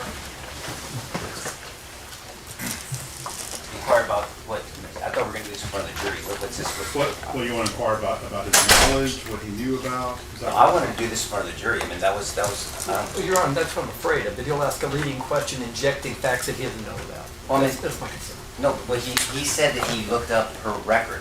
I mean, and he came to find out that she did have something. She had an assaultive charge, and she had numerous emergency detentions that involved I violence. didn't look that up. Sir? I didn't look up I didn't see any of that stuff in there. I was trying to see if there are any past calls there at the apartment complex for her. But you can look at all that history and like all that other stuff. But you didn't look up her criminal record? No. Right, so that's what I was gonna ask you to inquire about if you chose to. Did you want to ask about that? I mean, well, Judge, no, he said that I'm gonna have to take his word for it. He's under oath, so I mean, that's fine. We can proceed. Okay. All right, let's bring it back.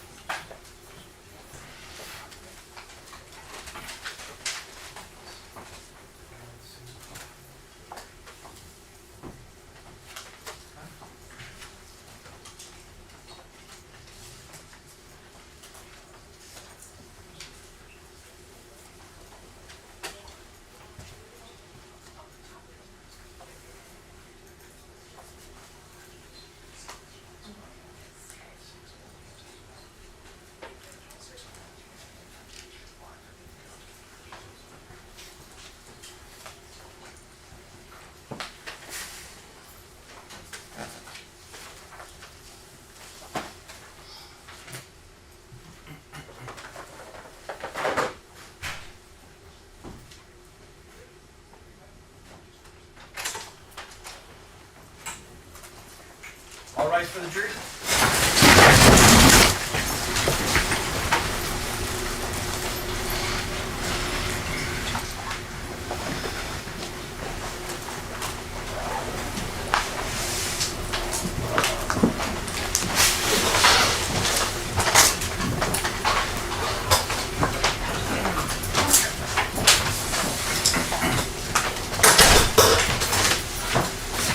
You may be seated. All right, welcome back, members of the jury. Defense? Thanks, Judge. And so the felony, criminal mischief, it already existed. It existed at the time it was committed, not at the time that you realized it. Is that a fair statement? Yes, sir. I mean, if somebody is assaulted and left in a corner, the assault happened regardless of when the law enforcement officer finds out that the assault happened, correct? Well, the thing is, there's no price as far as an amount of what the damage was. But just because you didn't know the amount doesn't mean the damage had already been there. We saw the pictures of the wires cut. Yes. Right? Okay. So then you get into your car, and what are you looking for at that time? What are you looking on your computer? It seems like you're on your computer a lot. When I initially got there, the first time I went back in there, that's when she took off running, and she went to the apartment. And so there is information to look up, but you didn't get a chance to. So we'll have to ask another officer to look at that information, correct? Yes, sir. Okay. So then I think you testified to this jury, and correct me if I'm wrong, that you said that you had not detained her. You had not detained her at that time. No, I was walking her to a vehicle. So she was free to leave. Yes, sir. So why didn't you let her leave? Excuse me? Why didn't you let her leave then? I asked her to walk to the vehicle, and I was still talking to her. I understand, sir, but when she ran off, you and Officer Ramos run after her. Why are you running after a free woman? Like I said, I was still investigating what's going on as far as what I was gonna do. You're not hearing my question. It's probably me.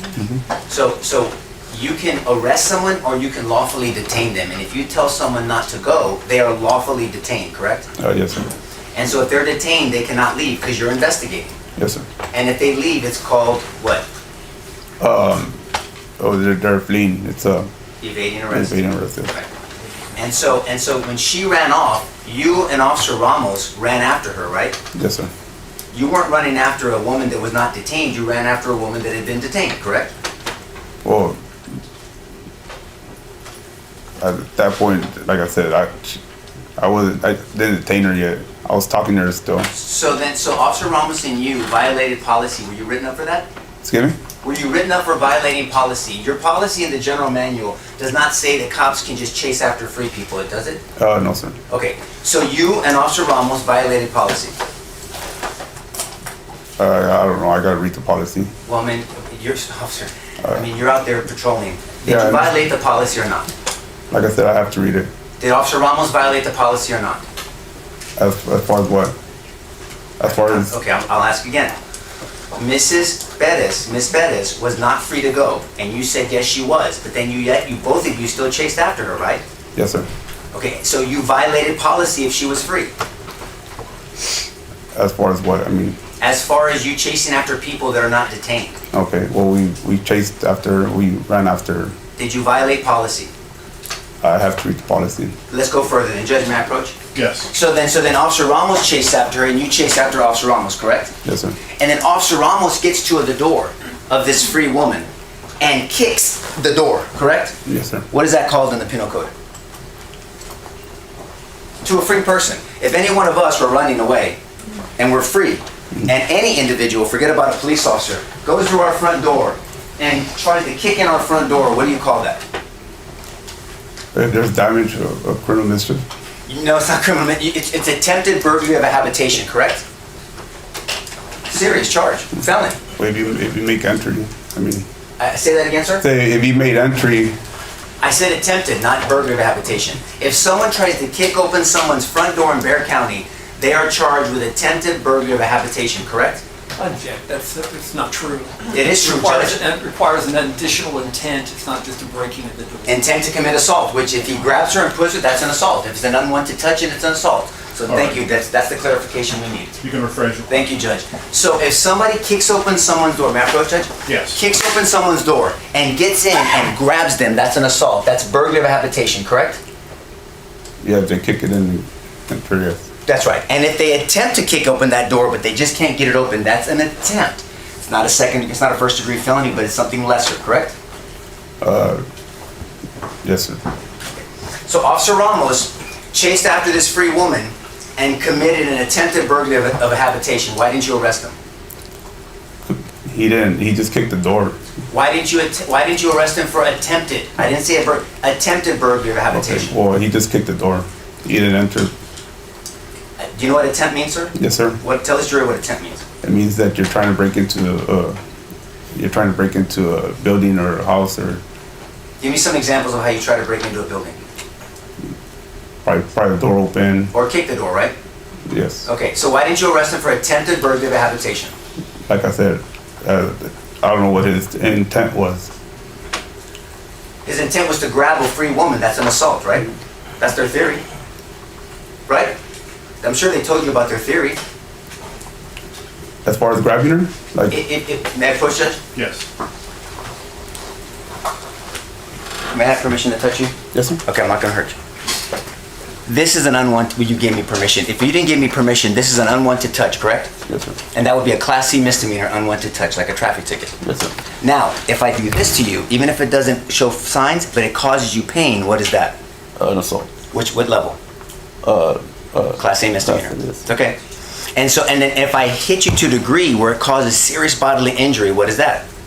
It's Ag assault, yes. ag assault, right? Serious SBI. Yes. Right, okay, that's a second degree felony. If I use a weapon, I'm gonna reach over you. If I use a weapon, I'm gonna get some distance, so I'm not gonna hurt you.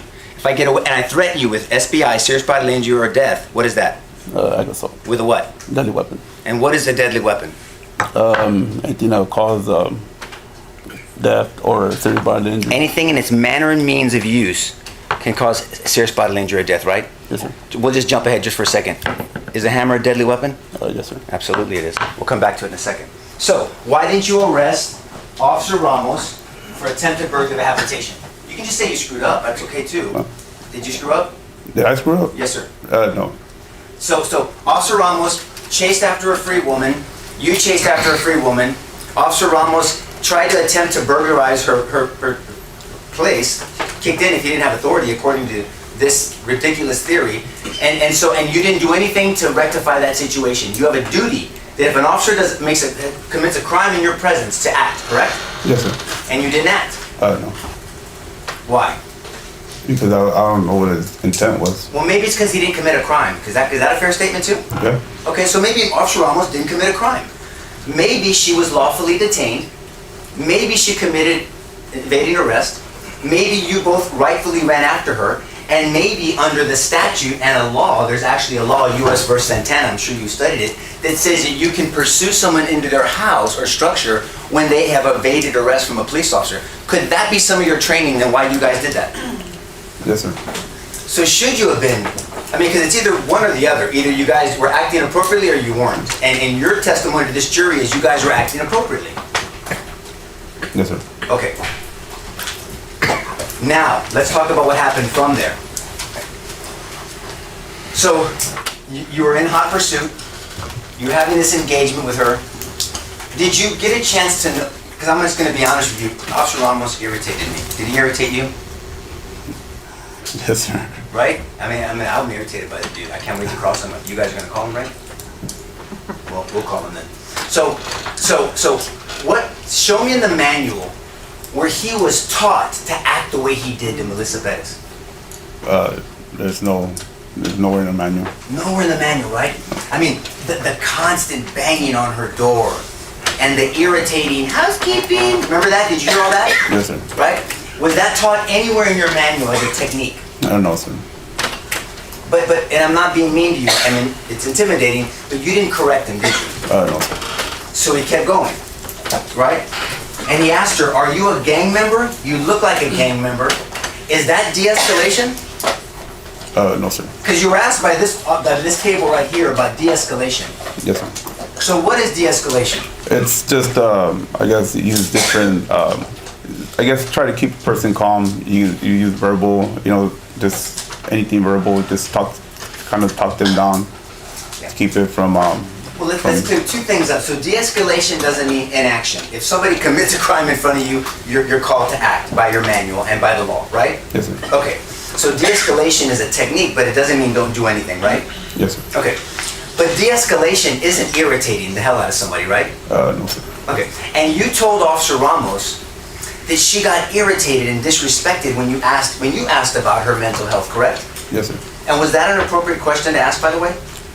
That's good. Was that an appropriate question to ask, what you asked her? Yes, sir. It was appropriate. I agree with you, by the way. So yes. And so, but once you told him that she was irritated by that. It's like he kept doing it, right? He kept asking her more questions about her being a gang member. Did she seem to de-escalate or to escalate when he kept doing that?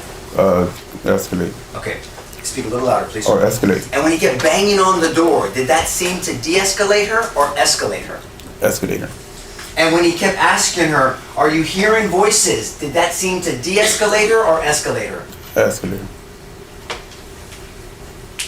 And when he said, are those voices talking to you, is that de-escalating her or escalating her? Escalate her. And when he asked her 2 times more, are you diagnosed with a mental illness? Did she seem to escalate or de-escalate? Escalate. Are you psychotic or are you psycho or bipolar? Same thing, correct? Yes, sir. Do you hear voices in your head? I mean, my grandma told me it's like a chingy chingy. Have you heard that phrase before? Yes, sir. Did it seem like a chingy chingy to you? Yes, sir. Me too. And so Officer Ramos is escalating the circumstance, right?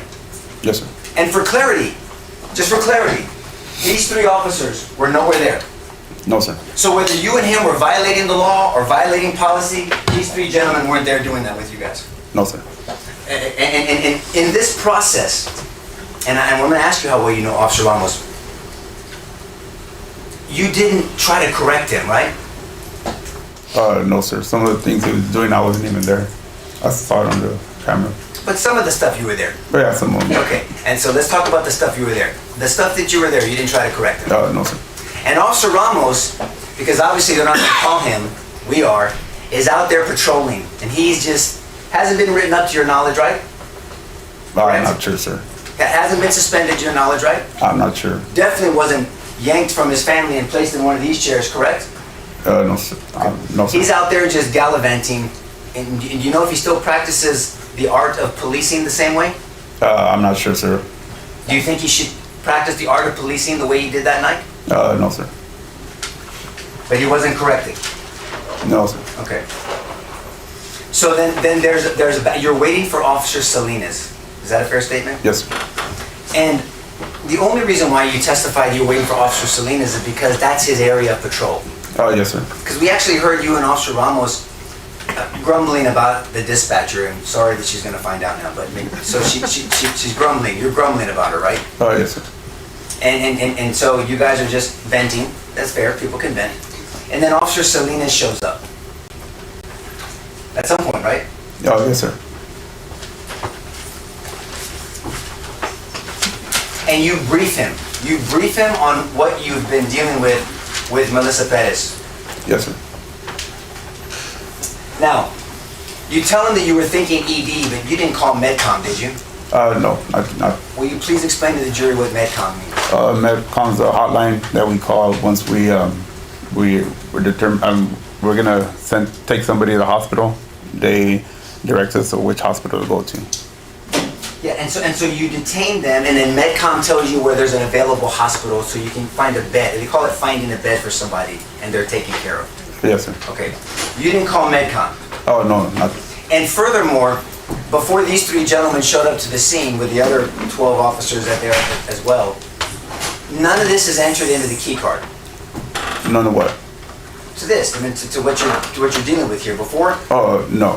Nothing, No, right? So nobody knows about what's going on. Nothing has been entered into your MDT. Will you tell them what an MDT is? It's our laptop or computer. And just in regular terms on the streets, it's called the key card, right? Yes, sir. Okay. None of this is entered in, so they have no idea what's going on. No, sir. And then Officer Salinas takes over, and we hear you and Officer Salinas talk about a conversation that allegedly Officer Salinas had with Sergeant Flores. This gentleman right here, correct? Yes, sir. But you have no knowledge of whether he talked to Sergeant Flores, do you? No, sir. You don't know if him and Sergeant Flores talked briefly and Sergeant Flores said, well, if it's a felony, you can arrest her, right? Yes, I don't know. You don't know if that he spoke with a night CID Detective Thornton, right? No, sir. You don't know what information he gave to Detective Thornton, do you? No, sir. But two things for sure. Melissa Perez did not walk to her apartment, right? Right. She did not. Oh, she did. And you did not give her a citation and we're going to tell her to leave. Excuse me? Did you give her a citation? No, sir. So if anybody said that she walked to her apartment and that she was just given a citation, best case scenario, they're tremendously misguided. Worst case scenario, they're lying. Excuse me? If anybody said that Melissa Perez walked to her apartment as if it was true and was given a citation and was going to be released, they would be grossly mistaken or lying, correct? Yes, sir. So,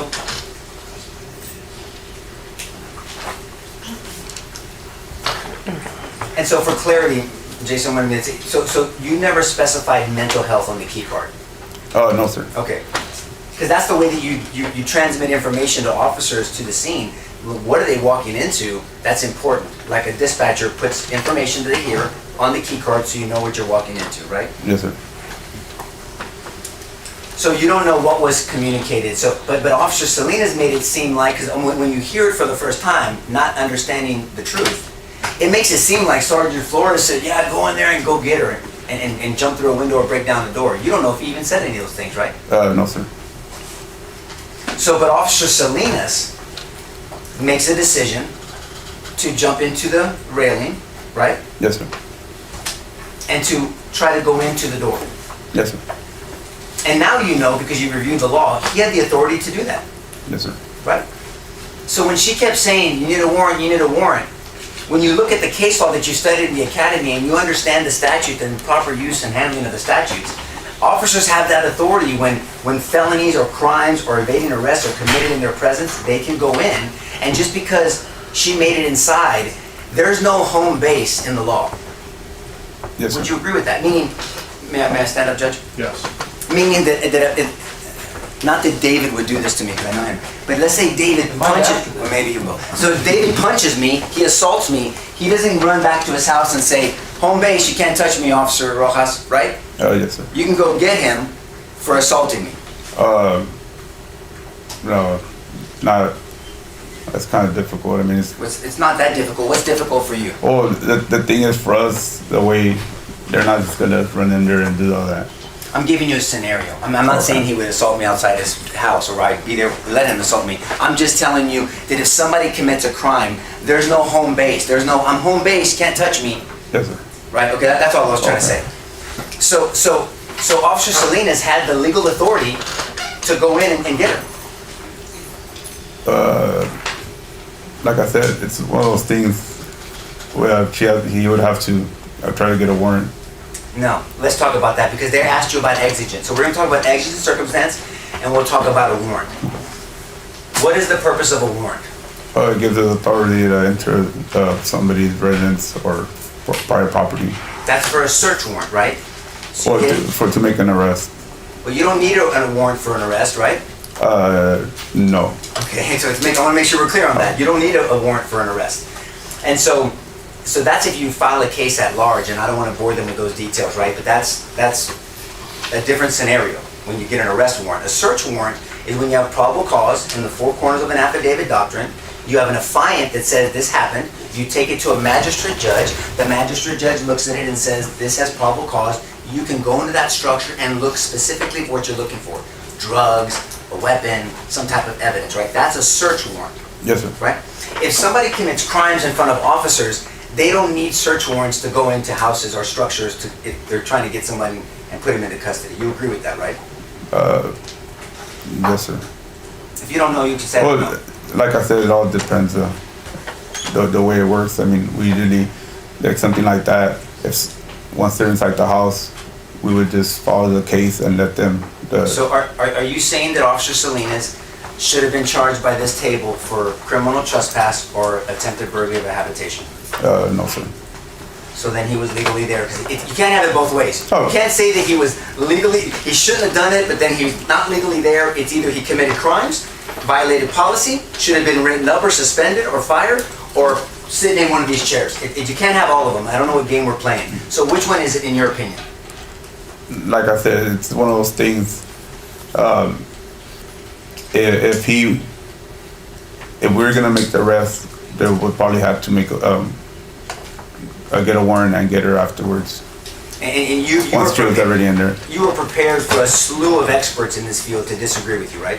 Excuse me? You're prepared for many experts in this field to disagree with you, right? It's irrelevant, Your Honor. It is relevant because we're testing his knowledge, Judge, because he's wrong. And that's why, and I say that respectfully, but he's wrong. Overruled.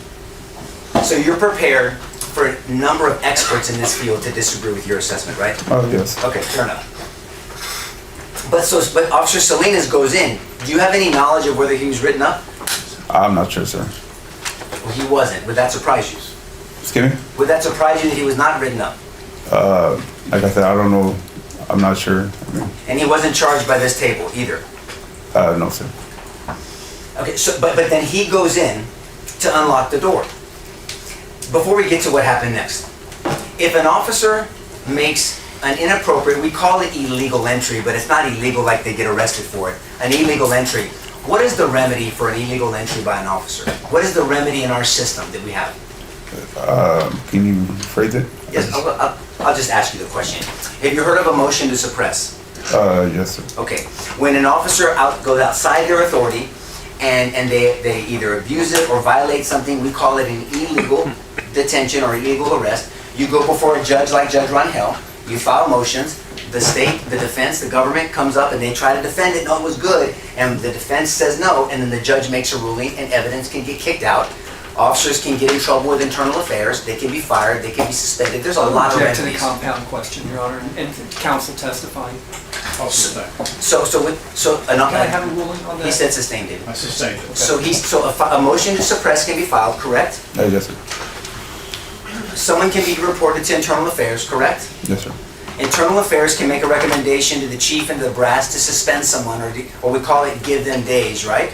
Yes, sir. They can lose money in extra jobs, Yes. side jobs. Yes, sir. They can actually be terminated, Yes, sir. right? Or if they do really something bad, it can be official oppression, and these people here can prosecute them, right?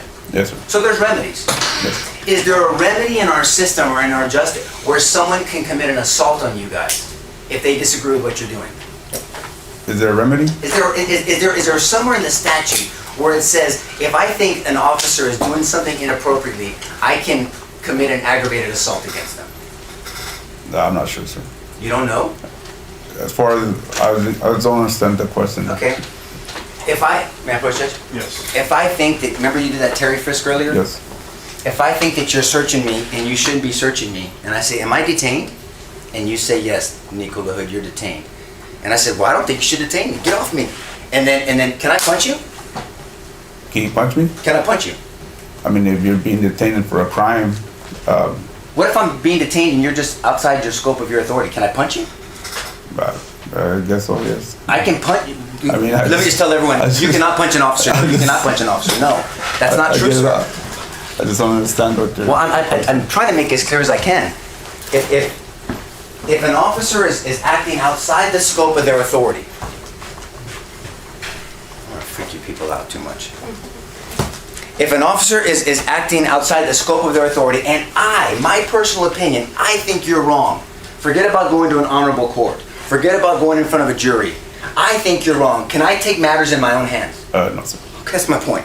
Okay, and so if I think that you're entering my property without a warrant, can I hit you with a hammer? No, sir. And we talked about under 107, there's a definition for deadly weapon. We talked about it, right? Yes, sir. And a hammer is definitely a deadly weapon. Yes, sir. I'm gonna swing it. Don't get freaked out. Could that hurt somebody? Yes, sir. Could that cause serious bodily injury? Yes. Could that cause death? Yes, sir. I'm not trying to be mean. I just want to put it into context. Do you mind if I get this book? Thanks. Could that hurt you? Yes, sir. Can you tell that I'm not even trying that hard? Yes, sir. Could that kill you? It hits you a certain spot. Sure can, right? I mean, so what would if I swung at you? What would that be? What would you arrest me for, and these folks here would prosecute me for? Assault. Assault. What kind of assault? On a peace officer. What kind of assault? Serious bodily injury. Aggravated assault, right? Yes, sir. What kind of time can I spend in prison? I'm not sure. My life. I can spend the rest of my life in prison, right? Do you agree with that? Yes, sir. And so, do officers have a right not to be victims? Yeah, right not to be victims? Yes, sir. No, sir. You don't have a What do right you not mean? to be a victim? You have a right to defend yourself, let me put it that way. Yeah, yes, sir. Okay. Do you have a right to go home to your family? Yes, sir. Okay. Well, all of us do, right? Every citizen of Bexar County has a right to go home to their family. Yes. Is that fair enough? Yes, sir. And so Officer Salinas made a decision to try to go in there. And we saw on video, but here's the problem. You couldn't tell from your camera. May I approach? Yes. She swings at Salinas 2 times. Do you remember that since you were there? Yes, sir. Right. So she swung this a hammer like this. They're going to hopefully introduce the real one. But a hammer like this, she swings at him twice and then she holds it over her head aggressively. Yes, sir. So when she did that, now you could have arrested her for burglary of a building, correct? Yes, sir. You had already found out by this time now, because now we're shifting the times, that she had committed a felony criminal mischief, correct? Yes, sir. Then she has committed, when she swung this twice, each swing is a different count. Right? Oh, yes. Each time this thing comes down, that's 1 aggravated assault against a peace officer. That's another one, correct? Yeah, I suppose so. Yes. Well, it is. Yes. They would count multiple counts. And then after that, the part that we could see a little bit more clearly is she gets a candle and she throws the candle at Officer Salinas and actually hits him on that one, right? Yes, sir. Would you agree? Would you agree that those are 3 aggravated assaults against peace officers? Yes, sir. We could talk about what you could have done anyway, but if she would have succeeded in her attempts to hit Officer Salinas, you could have drawn your weapon and shot her. Explain it again. In her attempts to hit Officer Salinas, if she would have accomplished that, you could have drawn your weapon and shot her. It all depends. What does it depend on? What does it depend on? It's one of those things that, if he he gets hit in the hand, something like that. It doesn't matter where he gets hit, anywhere. In your experience, do most people say, "Officer, I'm going to hit you in the hand"? No. They're just coming at you. Yeah. It's violent. And women can be dangerous also, especially with weapons, correct? So if he would have hit him, doesn't matter where, could you have drawn your weapon and shot? Yes. You could have. And I agree with you, by the way. I'd object to regular sidebars of him invoking his own personal belief. That's improper. All right, what's this thing? I know it bothers him, Judge, but so let's continue. So then he goes in. There's 3 aggravated assaults against a peace officer, correct? Yes. Right? Salinas draws his weapon and says what? Do you remember? I don't remember. Sir. I'm going to shoot you. And what does she say? I'm not sure. I remember. How many times have you seen your video? Probably about 5-6 times. Okay. I'll refresh your memory. She says, shoot me then. Remember that? Yes, sir. She's challenged. Have you ever heard of suicide by cop? Yes, sir. What is that? Please tell the jury what that is. When you want to, it's pretty much, you want an officer to shoot you. So you do whatever you can to make him do that. It's a situation where it's an unfortunate situation, right? It's a situation where an individual is either going through some type of mental decompensation or tremendous depression, we've all seen it, where they want the officer to shoot them. And they're doing everything they can to force an officer to shoot them, right? Yes, sir. And you're actually trained on that. Yes, sir. You've done the tactical response and disengagement to barricade subject training, right? Yes, sir. And that's a special training where you diagnose, where you determine people are in 2 different situations, right? It's either a non-criminal, suicidal, barricaded subject. That's one way to handle it. Yes, sir. Did you hear what I said? Yes. Non-criminal, meaning they haven't committed a crime. Suicidal, they've made it known that they want to hurt themselves. Barricaded subject, and barricaded is defined as they're alone in the apartment or the house, right? Barricaded, yes, sir. I mean, it's in the manuals. I can show it to refresh your memory. Then there's another barricaded person. And what do you do when you have a barricaded person? Have you heard of something called the 5 C's? You contain. Let's go. What, contain? What's the second one? You contain. Control. Control. What's the third one? Communicate. Communicate. 4th. It's call. Call SWAT. Call. Well, maybe SWAT, mental health, somebody, a sergeant, supervisor, NCID, somebody, right? And the 5th one is what? It's I don't know. Create a plan. Create a plan. Right? And so you create a plan and you make these two teams. You make a react team and you make a containment team, right? Yes, sir. Judge, may I stand up? Yes. So you have a situation where you have to, in containment, you have to have at least 2 officers contain each side of this structure so nobody comes in and nobody leaves, right? Yes, sir. So there's contain and control. And you control anybody else coming into the situation, right? Yes, sir. Okay. Then you communicate, and a lot of you guys were trying to communicate with her, keep her engaged, try to get her to come out, distract her so somebody else can come in a back way, correct? Yes, sir. Now we've agreed already that Ramos was terrible at communicating, so let's keep him out of this one for now, okay? But that's not how you're trained to do it. You're trained to communicate, to try to talk to her, the way you heard many of the officers at the scene do, right? Yes, sir. Okay. And then you create a plan. And on the react team, there's a minimum of 4 to 6 officers. They come with a plan to try to deal with a critical incident. It's called a critical incident. Yes, You heard that term yes, before? Yes, sir. Okay. And that's what was going on there. Finally, once Salinas had her at gunpoint and said, I'm going to shoot, Ramos drew his weapon as well. We saw that on his video, right? Yes, sir. So you have 2 officers that drew their weapon. Did they properly draw their weapon? What do you mean properly? Did they legally yes. properly draw their weapon? Yes, sir. They did, right? Yes, sir. Because if they didn't, then this table would be prosecuting them for aggravated assault by a peace officer, right? You know, that's argumentative. No, it's not. Again, it's argumentative. It's not a question for him. It's an argument for him. They've been asking him questions. It's proper, and it's been repeated over and over. You can rephrase your. Okay. So if an officer illegally draws his weapon and threatens someone with a weapon, then they can be charged with an offense. Yes, sir. And if you're charged with an offense in Bexar County, which table prosecutes? Excuse me. Which table prosecutes if somebody's charged with an offense? It's irrelevant. This table. Overruled. And so, what was Officer Ramos, to your knowledge, was Officer Ramos or Officer Salinas charged with aggravated assault by a police officer? No, sir. They weren't. So did they properly draw their weapon? Yes, sir. They did. Now, if at some point, if Melissa Perez would have continued with her attacks, they would have been forced to discharge their weapon, correct? Excuse me? They would have been forced to discharge their weapon if Miss Perez would have continued with her attacks. I guess it depends on them. As far as what they see. You seem unsure, and these are not trick questions. It just depends on what they feel. If they feel like they're in danger, I mean, that's going to be up to them. The reasonable belief of apparent danger, and is it imminent, right? That's the standard. Yes, sir. Apparent doesn't mean actual, but in this situation, you guys were in actual danger, right? So let's look at reasonable and imminent. Can we do that? Yes, sir. Okay. Is it reasonable to think that if somebody is threatening you with a hammer and showing aggression and actually coming towards you, that you're probably in danger of SBI or death? Like I said, there's a bunch of factors. There's a wall between you. It's all different. Let's just talk in general, okay?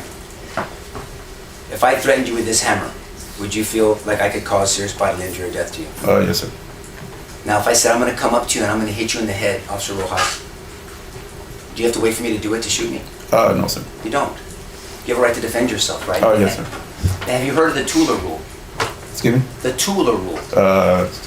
The 21-foot rule. Have you heard of that? Yes. Okay, right? You're taught in the academy, it's come from a Sergeant Dennis Tuller, right? To where it's called the Tula rule, that if you're within 21 feet, if a suspect is with a knife, the study was done with a knife, yes. A hammer too. If they're within 21 feet, it takes about 1.5 seconds for an officer to draw, get their barrel on target, and shoot and discharge before the person gets stabbed or hit, right? Yes, sir. And you are taught in the academy, you guys do you get markers. You guys will get markers, and then I'd be within 21 feet, I have a marker, and then you'd have your simulated rounds, and I'd run at you and see where the mark would be to see if you actually got rounds on target, right? I remember doing that. You don't remember that? How long ago were you in the academy? About 9 years. You don't remember doing that type of drill? Not a marker. What did you use instead of a marker? Excuse me? What did you use instead of a marker? When we did things like that, it was all like the tactics. Yes, sir. And it's just one of those things when people would go at you, you just react, do what you're supposed to do. Okay. But as far as like actually marking you, yeah, I don't remember us doing that. So when you talk about, you mentioned earlier, it depends on factors. If I'm coming towards you, it's different than if I stay back there threatening you, right? Yes, sir. If I have a gun, it's different than a hammer. If I have a gun, am I still a threat here? Yes, sir. So the reasonableness changes.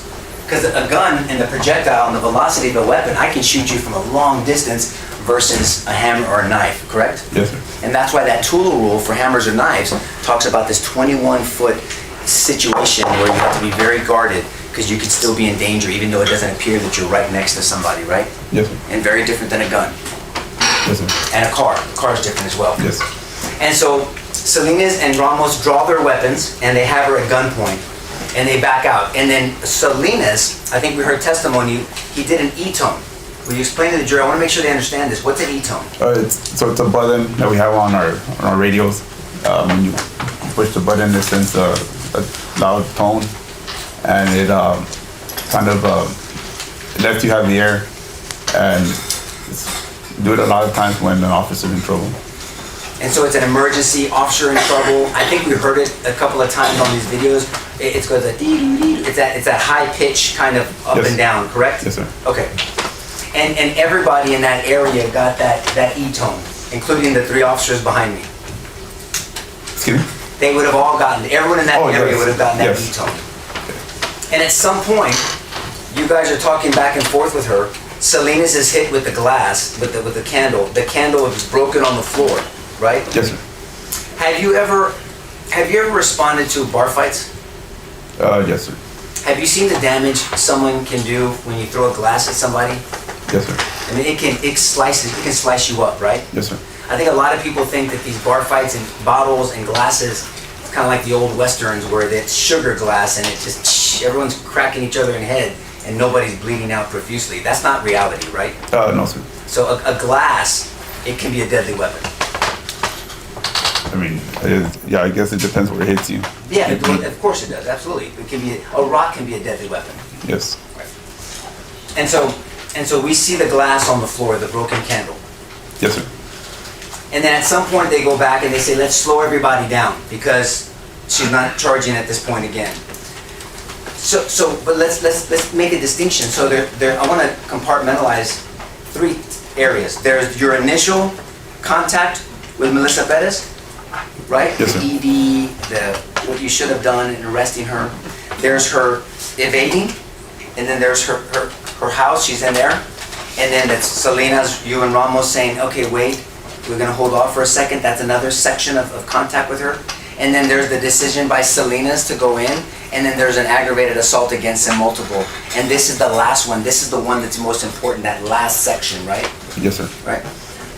And you agree there can be an assessment, a different assessment at this, that's why they call it a continuum of force. Have you heard that term? Oh, yes, sir.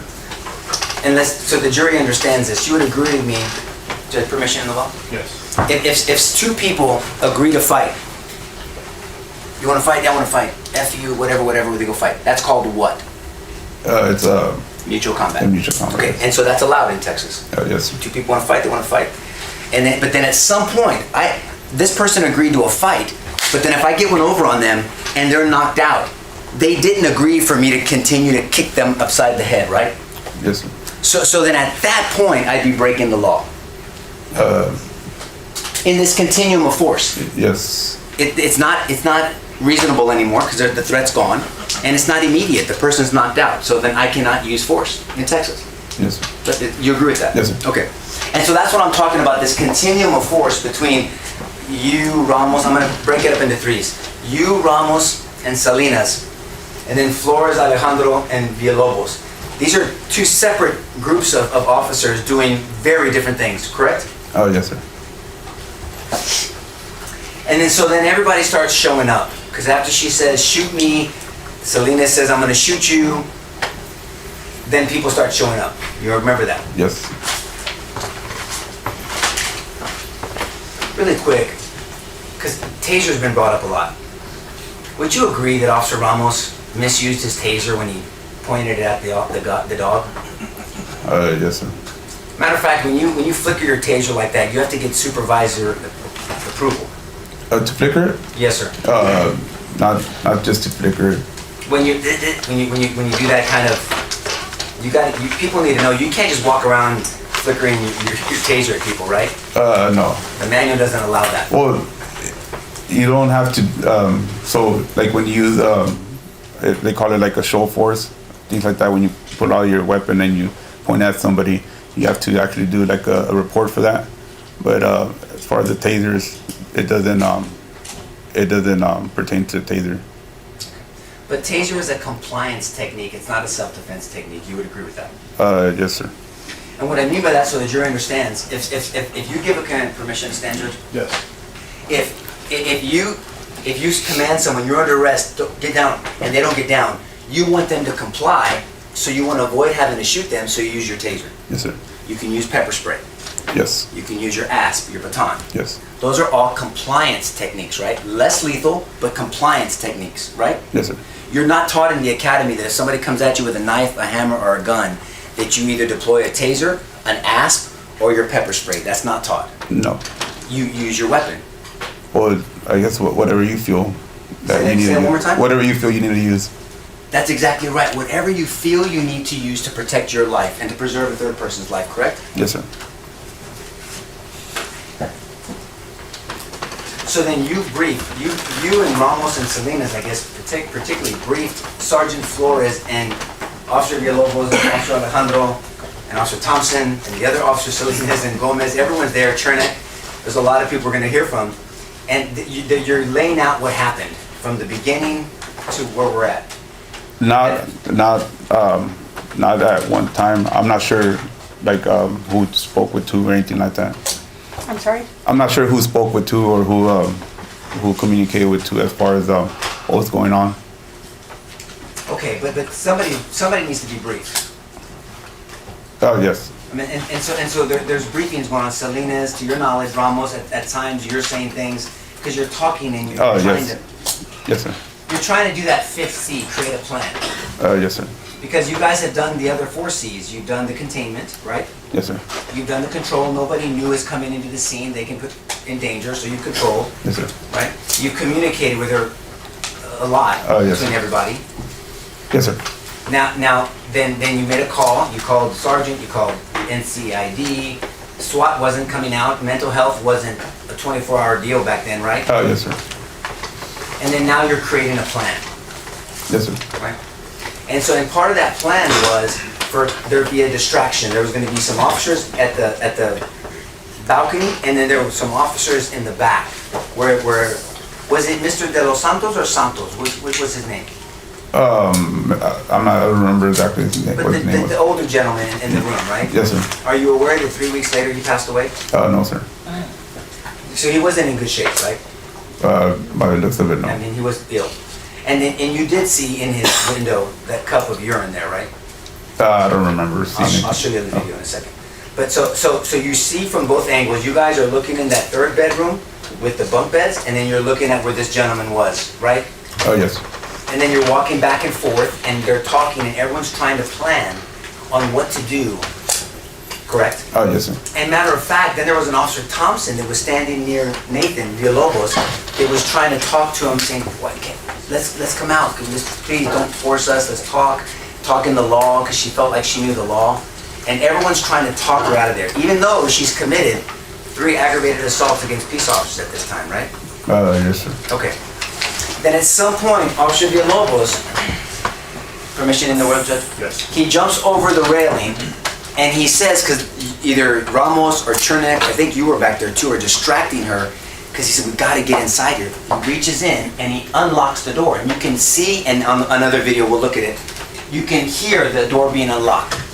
You remember that? Oh, yes, sir. Okay. And then you hear multiple officers say, V, watch out. And she comes at him, and she actually swings at him. I didn't see that part. Okay. That part. But if she did, and I'm representing to you that she did, Okay. that would be a 4th aggravated assault against a peace officer. Yes, sir. But you saw the video, and you saw that after that 4th ag assault, did you see Officer Villalobos do this with his foot on the door? Yes, sir. And in your training experience, that is someone who feels like they're in danger from something inside and believes that door is unlocked. Yes, sir. Because if they don't think it's unlocked, then they're just going to stand. They don't need to wedge it. He was wedging it with his foot, correct? Yes, sir. And they're saying, "Reed, get back, get back, get back," and he jumps back over the rail, correct? Yes, sir. And then there's a discussion, like, "Hey, that door's unlocked." And I believe it was Eleazar Alejandro that says, "Sarge, the door's unlocked now." And then Villalobos says, "Yes, sir, I got it." And we can hear it. He thought he unlocked the door. Do you remember that dialogue? Oh, I remember them saying that it was unlocked. Yeah. Yes. And you believe it was a genuine belief, right? A reasonable belief that that door was unlocked, right? Yes, sir. Okay. And so that changes things up when you're creating a plan, because now you have a way to enter. You guys couldn't kick open that front door, or Ramos couldn't. A mule kick and regular Muay Thai kick, but then this back door, to your knowledge, was unlocked, right? Yes, sir. And now it becomes the plan of the distraction. Can we distract her and enter and try to detain her, right? Yes, sir. And we heard discussions of shotgun with beanbag. We heard that, right? Yes, sir. And that's a way where you can use a shotgun to hopefully harm somebody or make them get into compliance through pain without hopefully it being fatal. Yes, sir. But beanbags have hit people in the head and can kill them. I'm not sure. Yeah, I'm not sure about that. Okay, fair enough. And then we also heard about a shield, right? Yes, sir. To get a shield, we saw him at. Yes. I'm going to mark this, not entering it. I'm going to mark this as defense exhibit, whatever it is. 22. What is it? 22.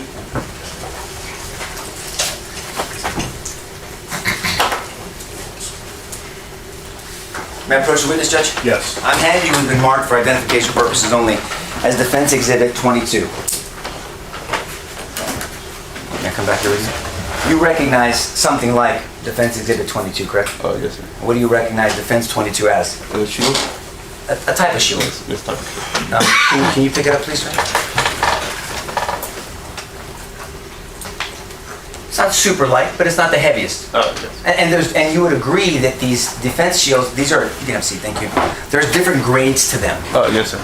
So if I told you this was a handgun grade, it would be graded up to a 44 caliber handgun.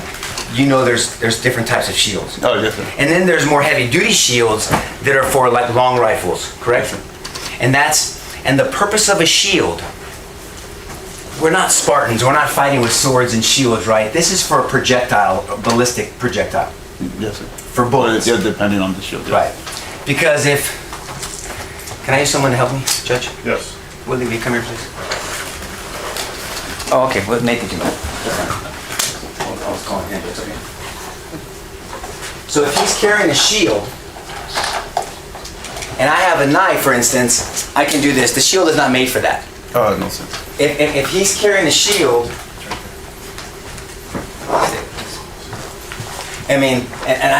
he can't. The shield is not made for these type of. This is not for a knife. A knife or thank you. This is not for that. This shield is for projectile. If somebody has a bullet and is going directly to you, this is what this is for. Would you agree with that statement? Yes, sir. And so the idea of this talk of a shield, tactically, if we're looking at tactics, would not be the best tactical thing to do in this circumstance, because it's very fact specific. Would you agree with that statement? Like as far as the tactics, we always get a shield up there, regardless of if it's something where we're dealing with a firearm, then they'll get a ballistic shield. So they always get somebody with a shield up front and somebody behind them. You have to speak a little louder. Oh, I'm sorry. It's okay. But you said the key phrase, when you're dealing with a firearm, that's what these shields are for from the academy? Well, it's usually when making entry somewhere. Right. Yeah, you use the shield. What is your greatest fear from when you make entry to a habitat? If somebody has a firearm or something That's right. like that, yeah. So when you're making entry, SWAT, and we're gonna hear, so yeah, that you're worried about projectiles and ballistics, right? Yes. Okay.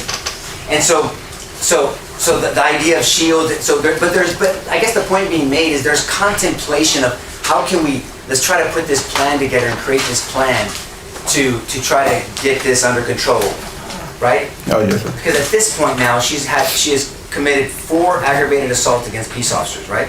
Oh, yes, sir. You count 2 against Salinas, 3rd with the candle, and then Villalobos. Yes, sir. and I asked you that question already. Okay, but at some point it gets circulated that the door's unlocked and the plan, and we hear Chirac and you and Ramos say, hey, when do I go in? There's gonna be this kind of distraction. Someone comes in this window, other people can go in the unlocked door, and that's gonna be our plan, correct? Yeah, there's discussion about it, yes, sir. Okay. And then, so before you do a plan, you have to prepare for a plan. Would you agree with that statement? Yes, sir. So nobody can enter that apartment if they stay on this side of the rail. No. You have to go on the other side of the rail, like Salinas did, like Ramos, like many people did throughout this night, to get into the house, to the apartment. Yes, sir. Okay. And so then you came to know that Officer Villalobos went over the rail. Yes, sir. Sergeant Flores was attempting to go over the rail, right? Yes, sir. You came to know, with your permission, Judge, that Officer Alejandro was already at the rail here, kind of watching, right? Yes, sir. And then Melissa Perez, while Sergeant Flores is going over the rail, comes at him, and you watch out. You hear that noise, and then you came to know, because you heard, that Officer Alejandro discharged his weapon 5 times. Yeah, I don't know exactly how many times, but yeah. A number of times. Yes. Right. And he missed. I'm not sure. Yeah, I'm not sure. Well, I'm representing you. Oh, He missed, okay? Okay. She comes back, because you've seen the videos. I mean, we've seen some videos. Yes. And then she charges immediately again. Right? Yes, sir. Would you agree with me that that's, and I'm not being disrespectful, I don't know how other way to say it, that's not normal behavior. Yes, sir. I mean, in my humble opinion, not normal behavior leading up to that moment.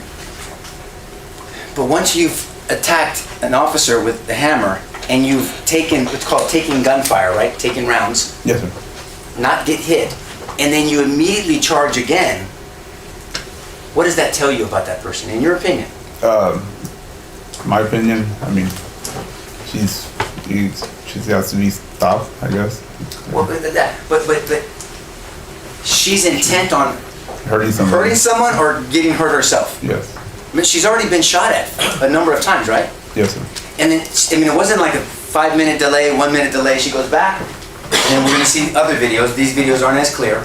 And then comes again, correct? Yes, sir.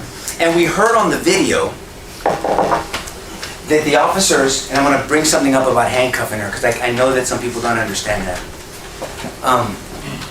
We heard that you could see and hear that they were giving her medical aid. Yes, sir. I mean, they're doing chest compressions and they're trying to stop the bleeding. Yes, sir.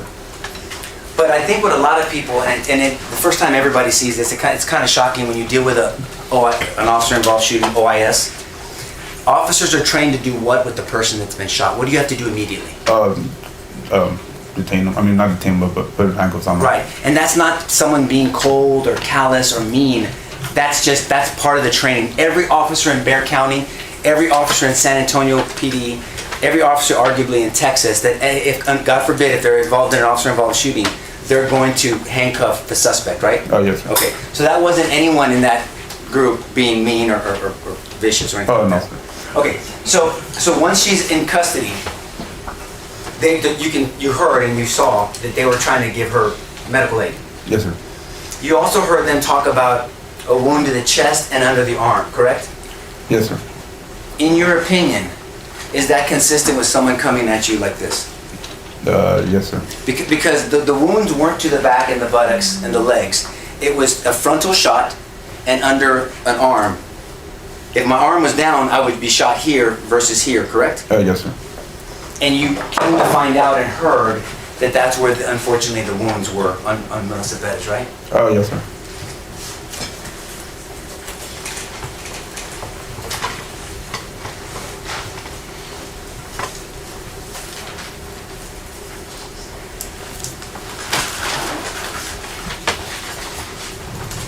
And when it comes to being a danger, because you said that you didn't believe that the gentleman was in danger, but just the fact that you were going to ED her, you're saying that she was a danger to herself or others, correct? Like I said, when I was leaning more to mental decompensation. But you're still going to do an ED on her? Yes, sir. Okay, so that means... So there's certain criteria that they could meet it's not always dangerous to themselves or others. What's the other criteria then? Like I said, if they're like mental decomposition or not taking their medication because of that. You cannot ED someone for not taking their medication. Oh no, I'm saying if they're because of the mental decomposition. But mental decompensation, sir, that's just a phrase that gets thrown around a lot. What does it mean? What cues, we call them cues, would you see if someone was mentally decomposing? Just hearing things, being delusional. And then all that leads you to believe that they're a danger to themselves or other. That's the ultimate conclusion, right? Like I said, it's one of those deals where, yeah, I suppose yes. Right. Yes. I mean, so someone can start hallucinating at any point, and she could have, in your training experience, she could have thought that the gentleman in the bed was with you guys and started attacking him. I guess if she's delusional. Well, right. Yeah. I mean, you called her delusional. I did. In testimony to Mr. Lewin and to the government, you said she was delusional, right? Yes, sir. Okay. Because she's seen and believing things that weren't real. You don't think she was Elvis's daughter, do you? No, sir. Okay, and I'm not being mean. I'm just saying that's what your definition, things like that, of delusional, right? Yes, sir. Okay. And so all I'm saying is if somebody is delusional or hallucinating, they can turn on a dime, and she could have thought that gentleman was with you guys and could have harmed him. Could have happened. I suppose yes. 1 second, Judge.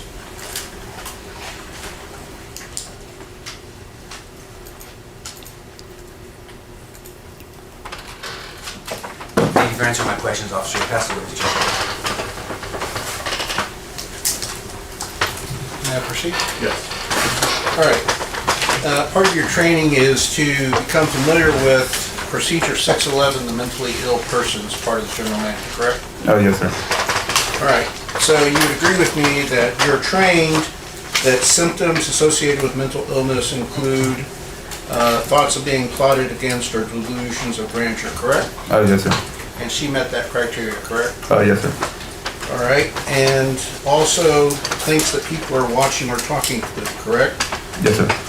And also exhibits an extreme degree of panic or fright. She exhibited that, correct?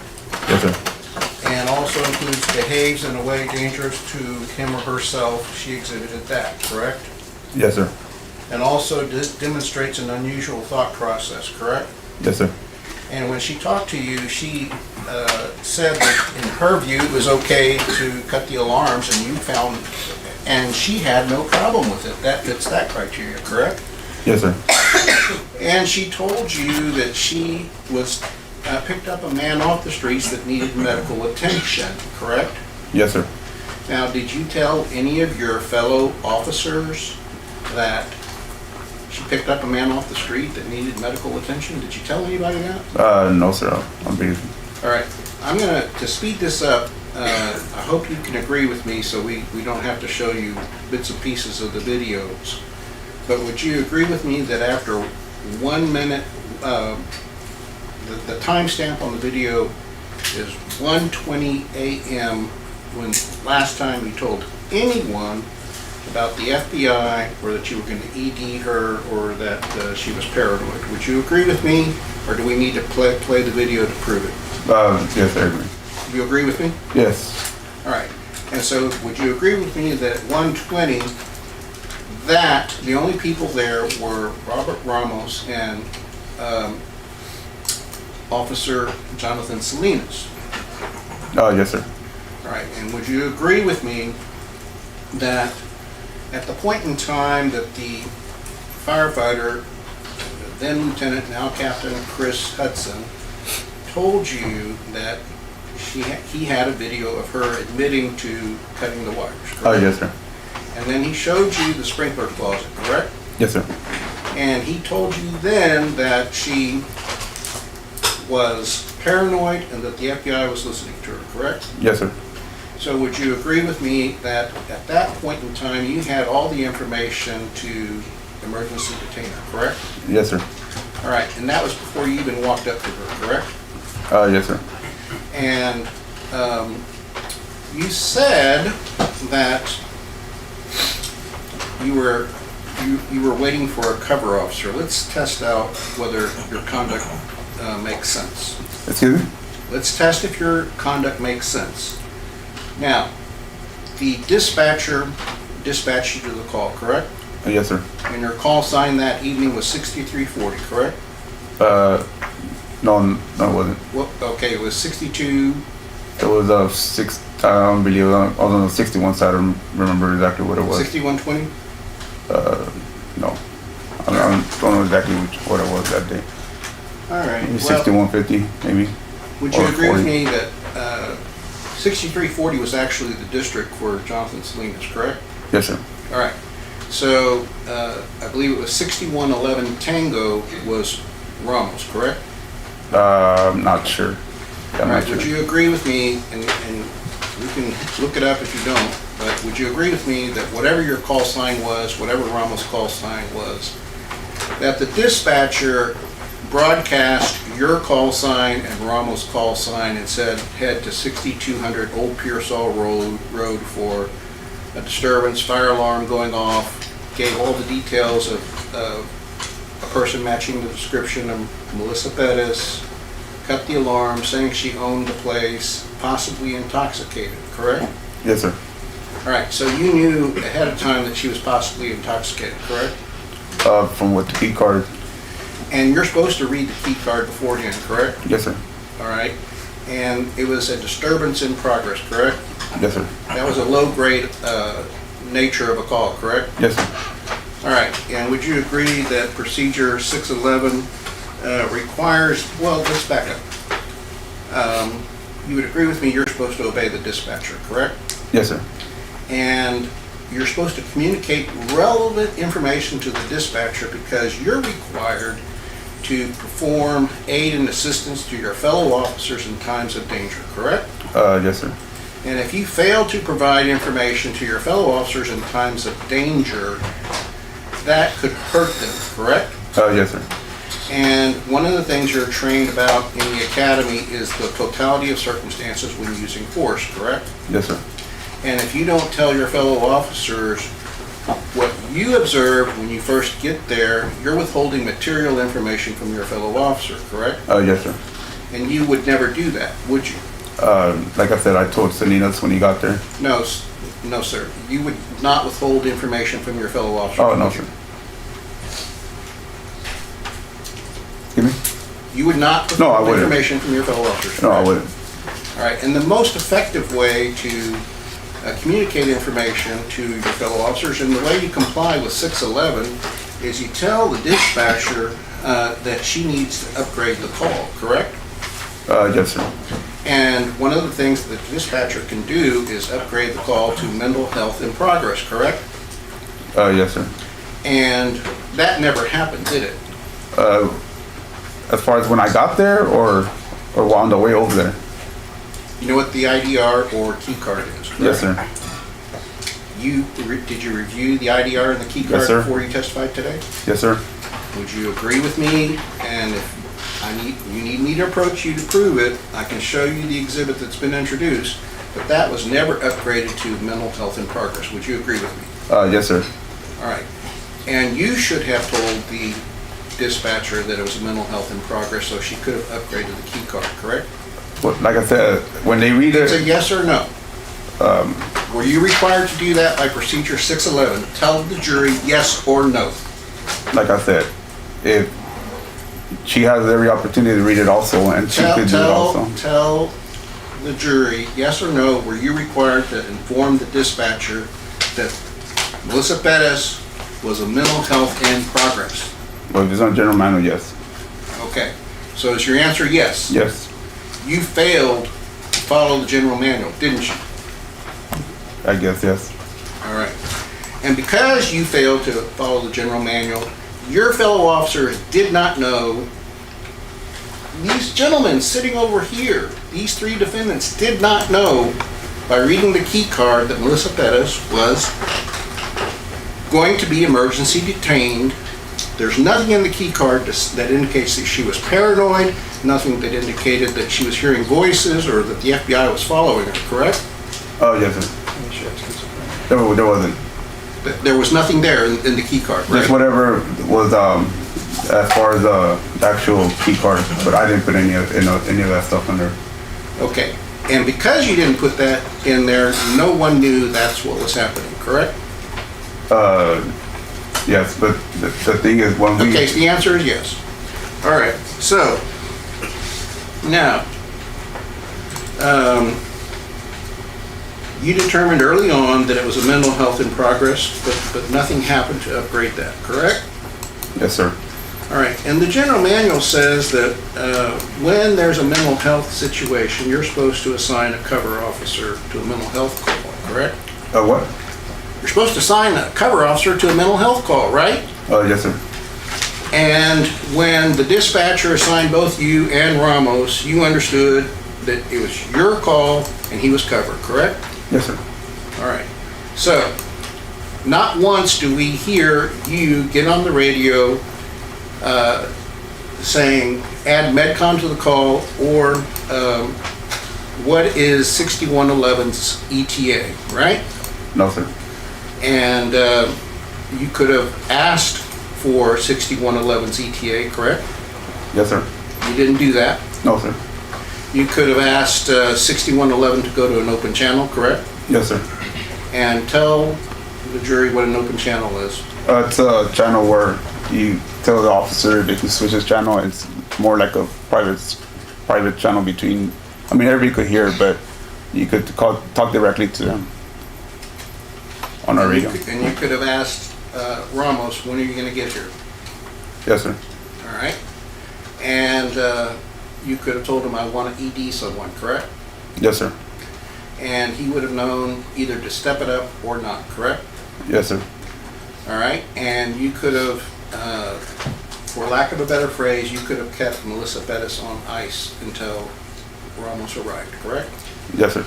All right. I'm going to represent to you that the videos and the testimony of other witnesses established conclusively that 12:48:11 on your body-worn camera that Melissa Perez is standing with you and the 3 firefighters in front of the bushes and the retaining wall. Do you understand what I'm talking about? Yes, sir. All right. And you would agree with me that if the body camera shows that you were standing there at 48:11, you don't dispute that, correct? Excuse me? If your body-worn camera shows you were standing there at 12:48:11 in front of the bushes, in front of the retaining wall, by the curb, in front of a white Nissan, and by a Ford pickup truck backed in, you wouldn't dispute that, would you? No, sir. All right. And you reviewed your body camera, and you know that's true, right? Yes, sir. All right. And did you review your front co-band? No, sir. All right. If I were to represent to you that your front co-band shows Officer Ramos driving around Engine 36 past your car and coming to a stop right where you were standing at 48:11, would you agree with me that your cover showed up before you walked away from the firefighters? Yes, sir. It's on the code band. So you don't dispute it? No, sir. All right. So you had no excuse for walking Melissa Perez away from 3 firefighters in your cover 35 yards to your car, did you? I know what? Excuse. It's bad tactics. Like I said, she was being compliant. She was Okay, answer my question. Was it bad tactics to do what you did? No, sir. All right. So you would agree with me that you were standing in front of a white Nissan, right? But I don't, if it's on the video, I mean, I'm not sure. I wasn't paying attention to what vehicle was there. Okay, well, whatever vehicle it is, you would agree with me you were standing in front of a car, right? Yes, sir. All right, and your cover parked directly behind the same car you were standing in front of, correct? I'm guessing. I mean, like I said, Guessing? You don't know? I don't know exactly where he parked at. You don't know? No, I don't know exactly where he parked at. All right, so aren't you supposed to be aware of your location of your cover officer on these types of calls? Be what? Aware of the location of your cover officer on these types of calls. Yes. All right. So there's no excuse, no reason why you didn't know that your cover officer was there 9 yards away from you, right? Like I said, I didn't see him. You didn't see him? No, I There's didn't. no excuse for not seeing him, is there? I guess not. All right. And had you seen him, you would have been able to walk directly to his car, correct? Yes, sir. You could have said to Melissa, hey, go talk to my partner over there, and the two of you could have easily detained her, correct? Yes, sir. But instead, you walk 35 yards away. And you said 10 yards or 15 yards, and the fact is it was more like 35 yards, correct? I guess. I mean, I don't know exactly how far it was. All right, so you didn't study your video, did you? Yes, I did. I just didn't count my steps out. All right, so let's talk about the use of force. Do you understand that you're trained on the use of force by San Antonio policy, correct? Yes, sir. All right, and one of the things that you have to take into consideration is that the San Antonio Police Department places greater value on human life than on the protection of, oh wait a minute, let me reread this. The use of reasonable amount of force is authorized and appropriate. Your Honor, I would object to him reading from something not in evidence. He wants to admit it. I don't have a problem from reading from an exhibit, but he can't just read from something like that.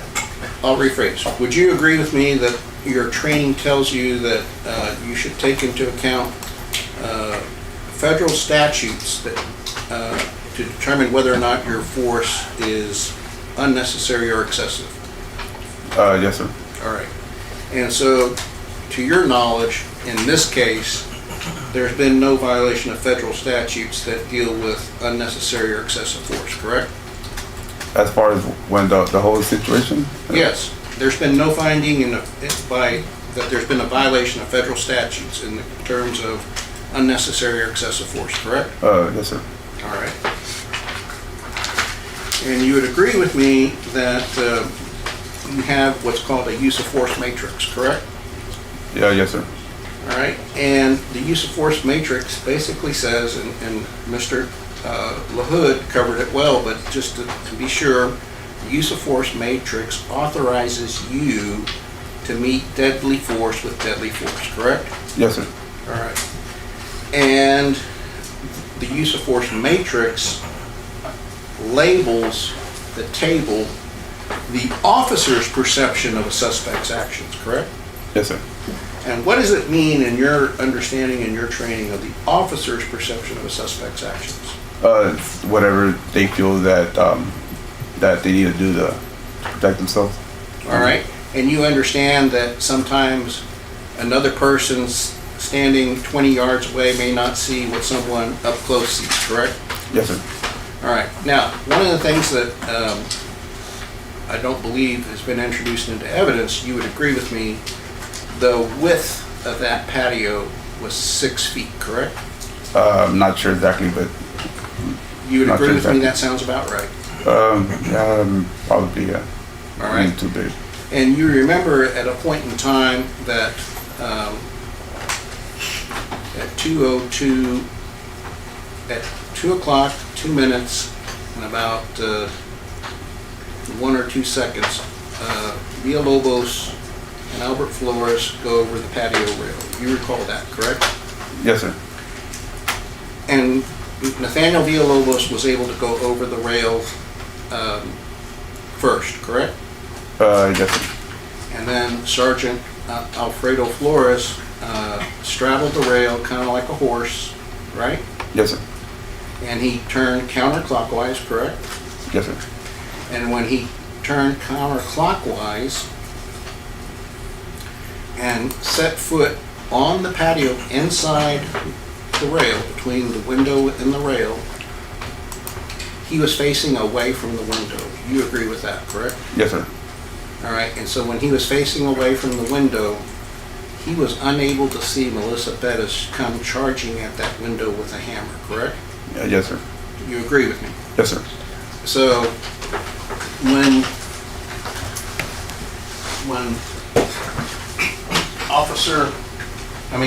Sergeant Flores stepped over that rail and was standing between the rail and the window, Melissa Perez came charging at a distance of probably 12 feet in less than a second and had the hammer raised, correct? Yes, sir. You saw that? I didn't initially see it exact. You saw it on your camera, Oh, on right? the camera, yes.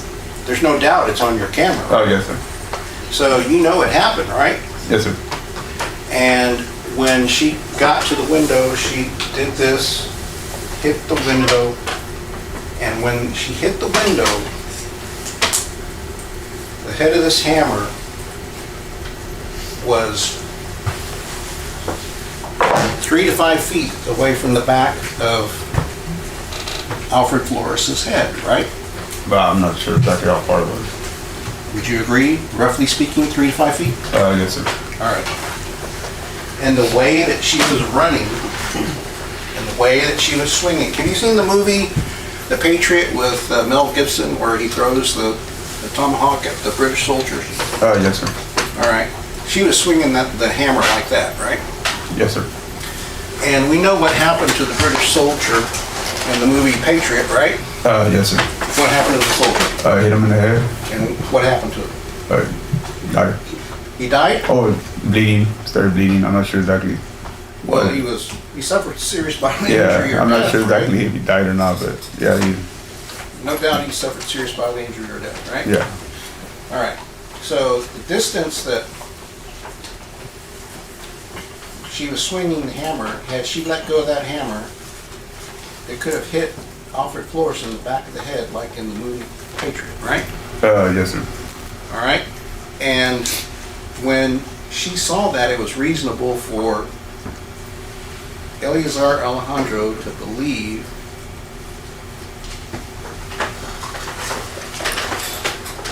that his sergeant was about to die, right? I mean, if that's what he saw, if that's what he believed. You don't have any problem with that being a reasonable belief, do you? No. Okay. So this jury can know that when Eleazar saw that hammer swing like that he was about to see his sergeant die, right? That's what he saw. I mean, And you have no information to say that was unreasonable, do you? no. All right.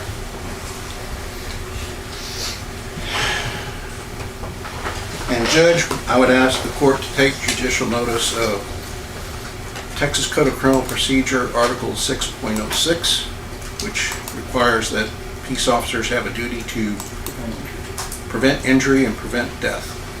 All right, I'll take judicial notice of that.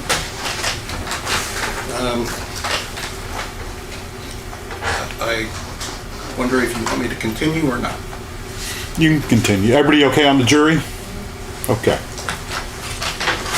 If any of you need a break, you let me know, please.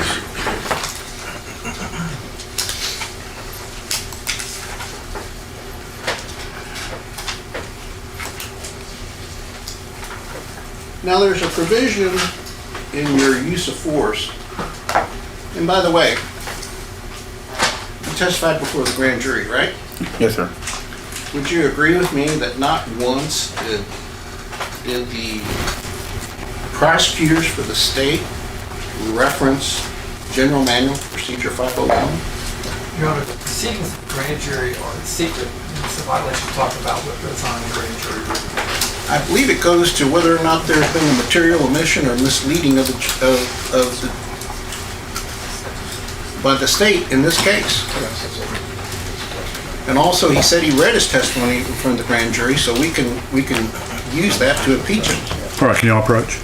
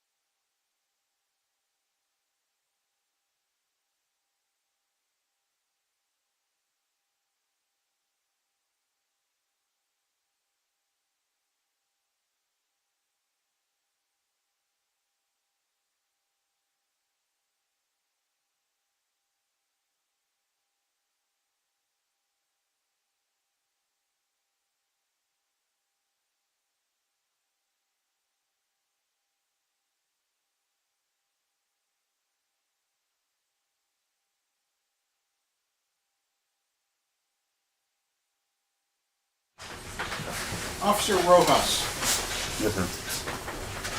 have any of these gentlemen over here ever shown you San Antonio Police Department General Manual Procedure 501, Response to Resistance? I don't remember. All right. Would you agree with me that Procedure 501.07 talks about the use of deadly force, correct? Yes, sir. And it says an officer with reasonable belief his, her life, or the life of another person is in imminent danger. Did he not read from it without asking for a question? It's not in evidence. If he wants to offer evidence, no objection. They offered evidence. What's the All right. I can show them. I got an extra copy. We'll offer it into evidence.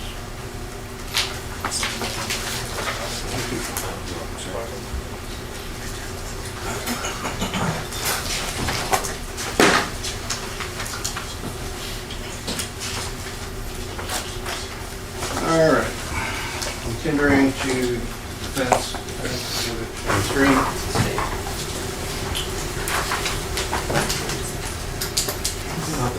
Defense. No, he said you're the defense, you're the state. Continuing to the state defense exhibit 23.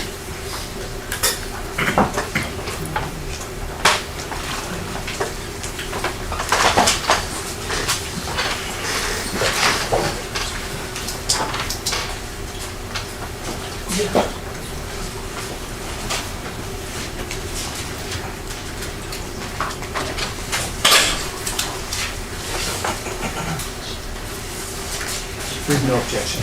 Verdict admitted? Now, first witness. Yes.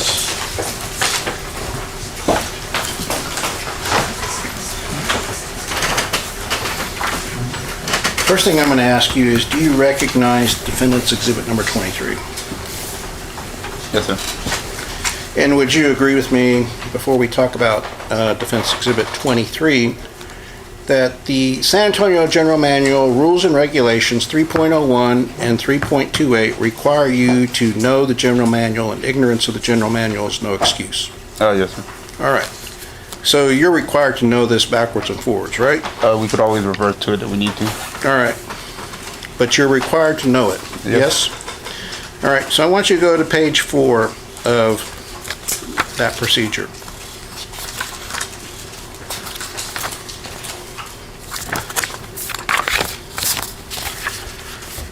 All right, read at the bottom 501.07 and read through A.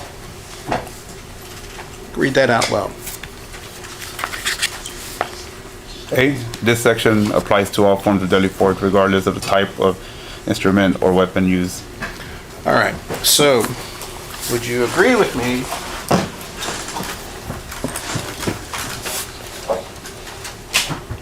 that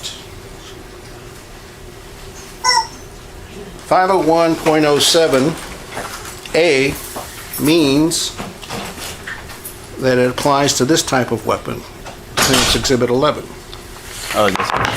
All right, read B. The use of deadly force is authorized only to protect an officer or another person from what is reasonably believed to be an immediate threat of death or serious bodily injury. All right, and based upon your testimony, you stated that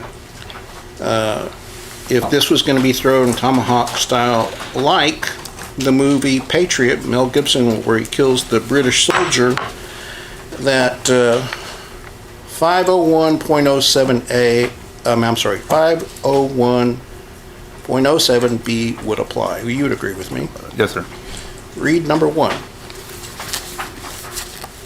An officer with reasonable belief his or her life or the life of another person is imminent danger is justified in using deadly force to preserve that life. All right, so when I told you that the video shows that at 2:02:04 through 2:02:07 that Melissa Perez comes charging at the window with the hammer, you agree that she appeared to be threatening the life of Alfred Flores. You would agree, correct? Yes, sir. All right, so the use of deadly force would be authorized under 501.07B1 as that reads, correct? Yes, sir. All right. And go to the next page, where read number 2. Justification for the use of deadly force is determined by the facts known or perceived by the officer at the time deadly force is employed. All right. And would you agree with me that at the time that Eleazar Alejandro fired at 2:02:07 that you had not told him that Robert Ramos had antagonized Melissa Perez? Him personally, no. All right. I mean, well, you didn't tell anyone that would allow him to know, correct? Yes, no. All right. Read number 3.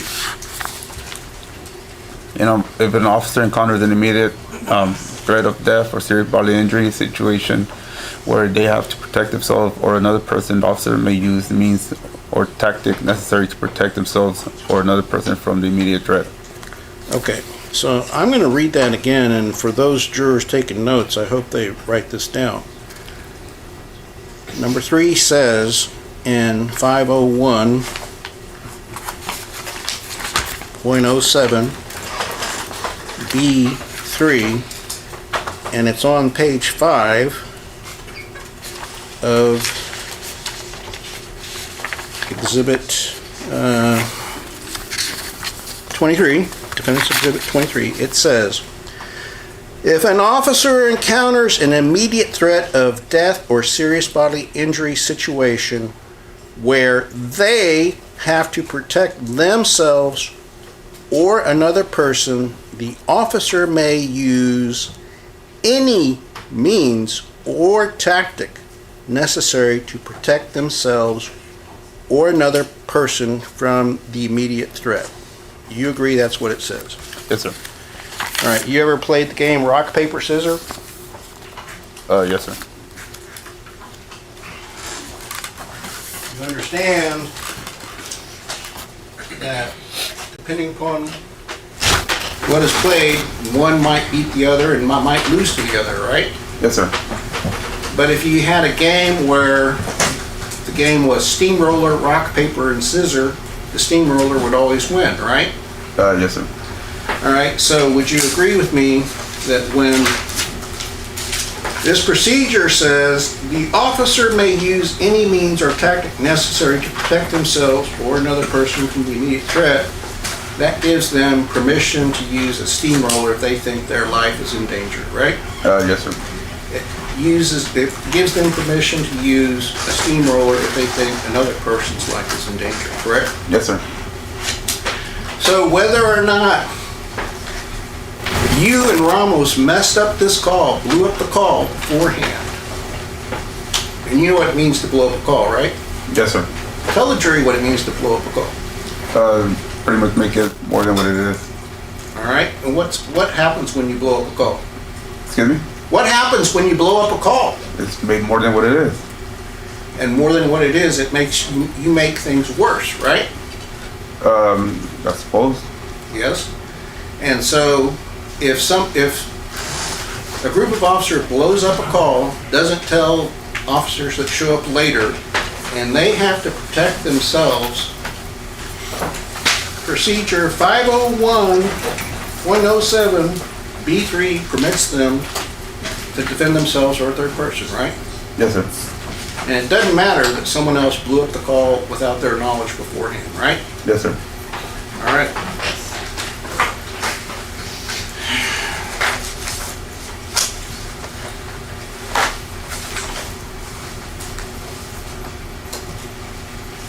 Now, one of the things that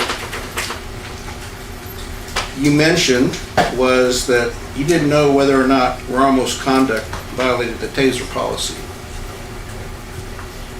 I'm going to ask you, do you agree that the taser policy says that you can only test the taser once at the beginning of the shift? Yes, as far as test, yes. All right. And so a testing is a dry stun where you remove the taser and you spark it, correct? Yes, sir. And so you can only spark it once at the beginning of the shift, correct? You can use that as a form of compliance also. Okay. So he wasn't using it as a form of compliance on Melissa Perez, was he? I don't know what he was doing.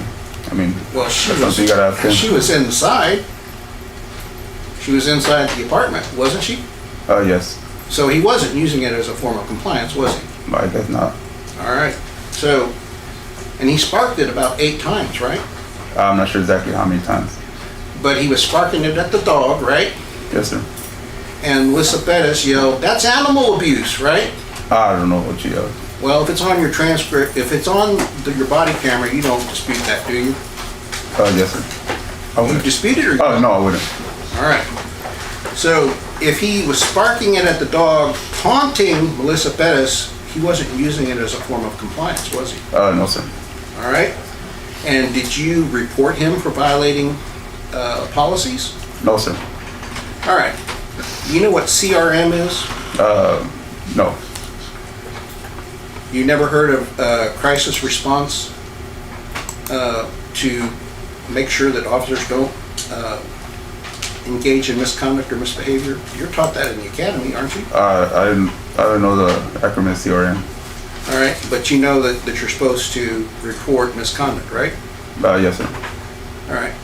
So, from the moment that Ramos was sparking his taser at the dog, he was engaging in misconduct, correct? I suppose so. And you didn't intervene and tell him to stop, cut that out, right? There's a lot of things I was worried about. Okay, that's not the question I asked. Whether you're worried about other things or not, you're supposed to stop misconduct, correct? Yes, sir. You failed to do that, right? Yes, sir. And you weren't punished for failing to do that. No, sir. All right, and in fact, you showed up to IA as a non-respondent, correct? Yes, sir. And tell the jury what a non-respondent is. It's so non-respondent is I guess like a witness of what happened. Witness to what happened. They ask you questions about the incident. So you never had allegations of misconduct filed against you, right? No, sir. All right, and one of the rules is you're supposed to tell the truth at all times, correct? Yes, sir. And that's 3.02, correct? I don't know exactly which one it is. All right, and you omitted material information in your witness statement to Night CID, didn't you? Excuse me? You omitted material information in Night CID, correct? An actual report? Yes, a They report. took your statement. Yes, a report. All right, they took your statement. You didn't make a report, you gave a statement. Yeah, I gave a statement. All right, and you omitted that at 1:40:50 that Melissa Perez charged at Jonathan Salinas with a hammer, correct? Yes, sir. You omitted that, didn't you? Excuse me? You omitted that in your statement, didn't you? As far as her actually charging him? No, I didn't. You didn't include that in your statement? No, I didn't. All right. And you understand that your training in the academy is that when an officer uses force, he's entitled to rely upon the totality of the circumstances, correct? Yes, sir. All right? And that's all the information known to him. And not just at the moment force was used, but everything that he knew before he used force, correct? Yes, sir. So one of the things that Eleazar Alejandro knew, and these other gentlemen too, Nate Villalobos and Alfred Flores, they heard the radio transmission, the E-tone, correct? Yes, sir. And you would agree that that's reliable information that they could rely upon in deciding whether force was necessary, correct? Yes, sir. All right. And so what we know, even though you left it out of your witness statement, she charged and nearly struck Jonathan Salinas in the head, correct? I don't know if she's nearly struck him in the head or anything like that. All right. You want to think about that answer, or do you want me to show you something on the videos? You can show it to me if you want. That's fine. All right.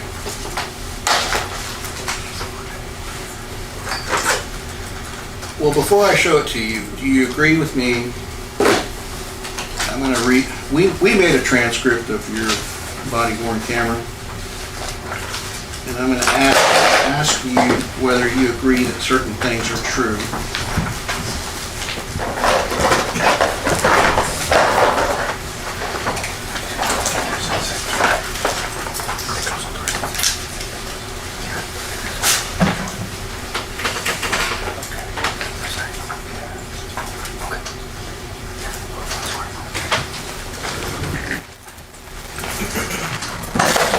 All right, so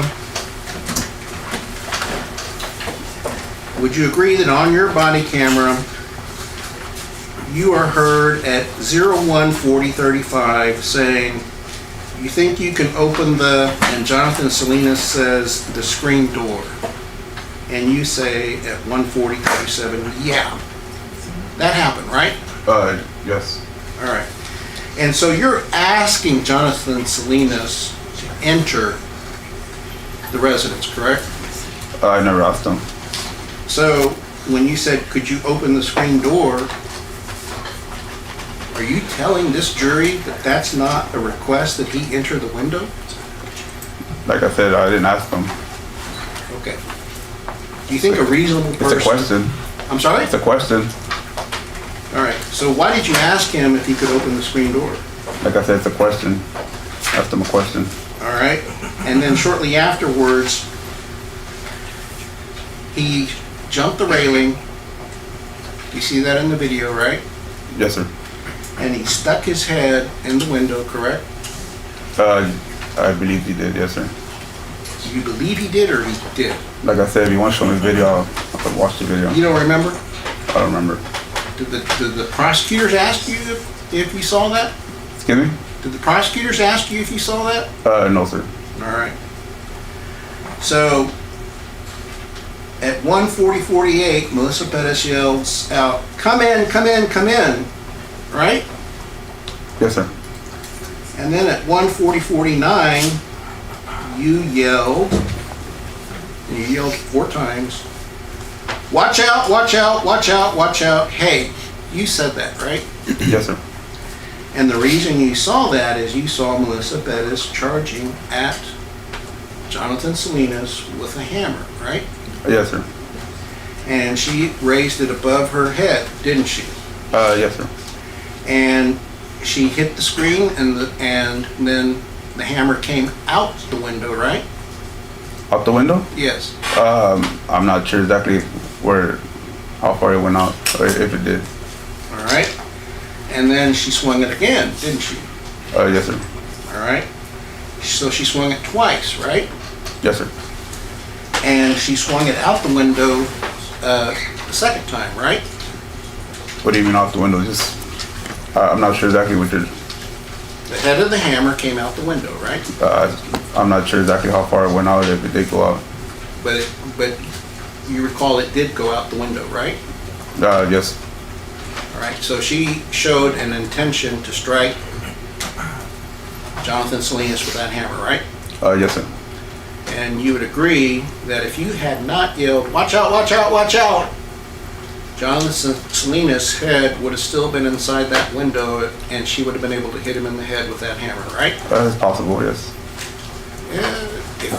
If he didn't see her, it's possible. All right. Or if he did see her, he could have moved out the way. So when she swung the second time, he pulled his gun on her, didn't he? Yes, sir. And would you agree with me that you cannot pull your gun on someone unless deadly force is authorized, right? Yes, sir. So did you believe he committed a crime when he pulled his gun on her? No, sir. All right. He was justified, right? Excuse me? He was justified. Yes, sir. All right. And so when he pulled the gun on her, he said, "You're gonna get shot." He said that at 1:40:52, right? Yes, sir. And then she said at 1:40:55, "Shoot me. You ain't got no warrant," right? Yes, sir. And then at 1:41:02, he gets on the radio, and you can hear it on his body camera, you can hear it on your body camera, and you can hear it on everyone's body camera that showed up. What he said was, 340, I have one at gunpoint. She has a hammer. That's what he said, right? Yes, sir. All right. So, and he hit the E-tone when he said that, right? I'm not sure exactly when he hit the E-tone.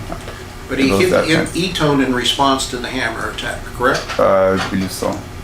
You believe so? I'm not sure exactly when he hit it. All right. But does it make sense that that's why he would hit the E-tone? Yes, sir. All right. So we know that he hit the E-tone when she attacked him with the hammer, right? We can rely upon that. Yes, sir. All right. So it wasn't because she threw the candle, right? Yes, sir. And the candle came much later, right? Yes, sir. All right. So the hammer attack happened first. Yes, sir. But your statement to CID didn't make that clear, did you? No, sir. And you didn't make that clear when you talked to the prosecutors, did you? No, sir. All right. So, and then at 1:41:09, you yell, "Watch out, bro, hey," right? Yes, sir. And after that, that's when she threw the candle, right? Yes, sir. All right, so,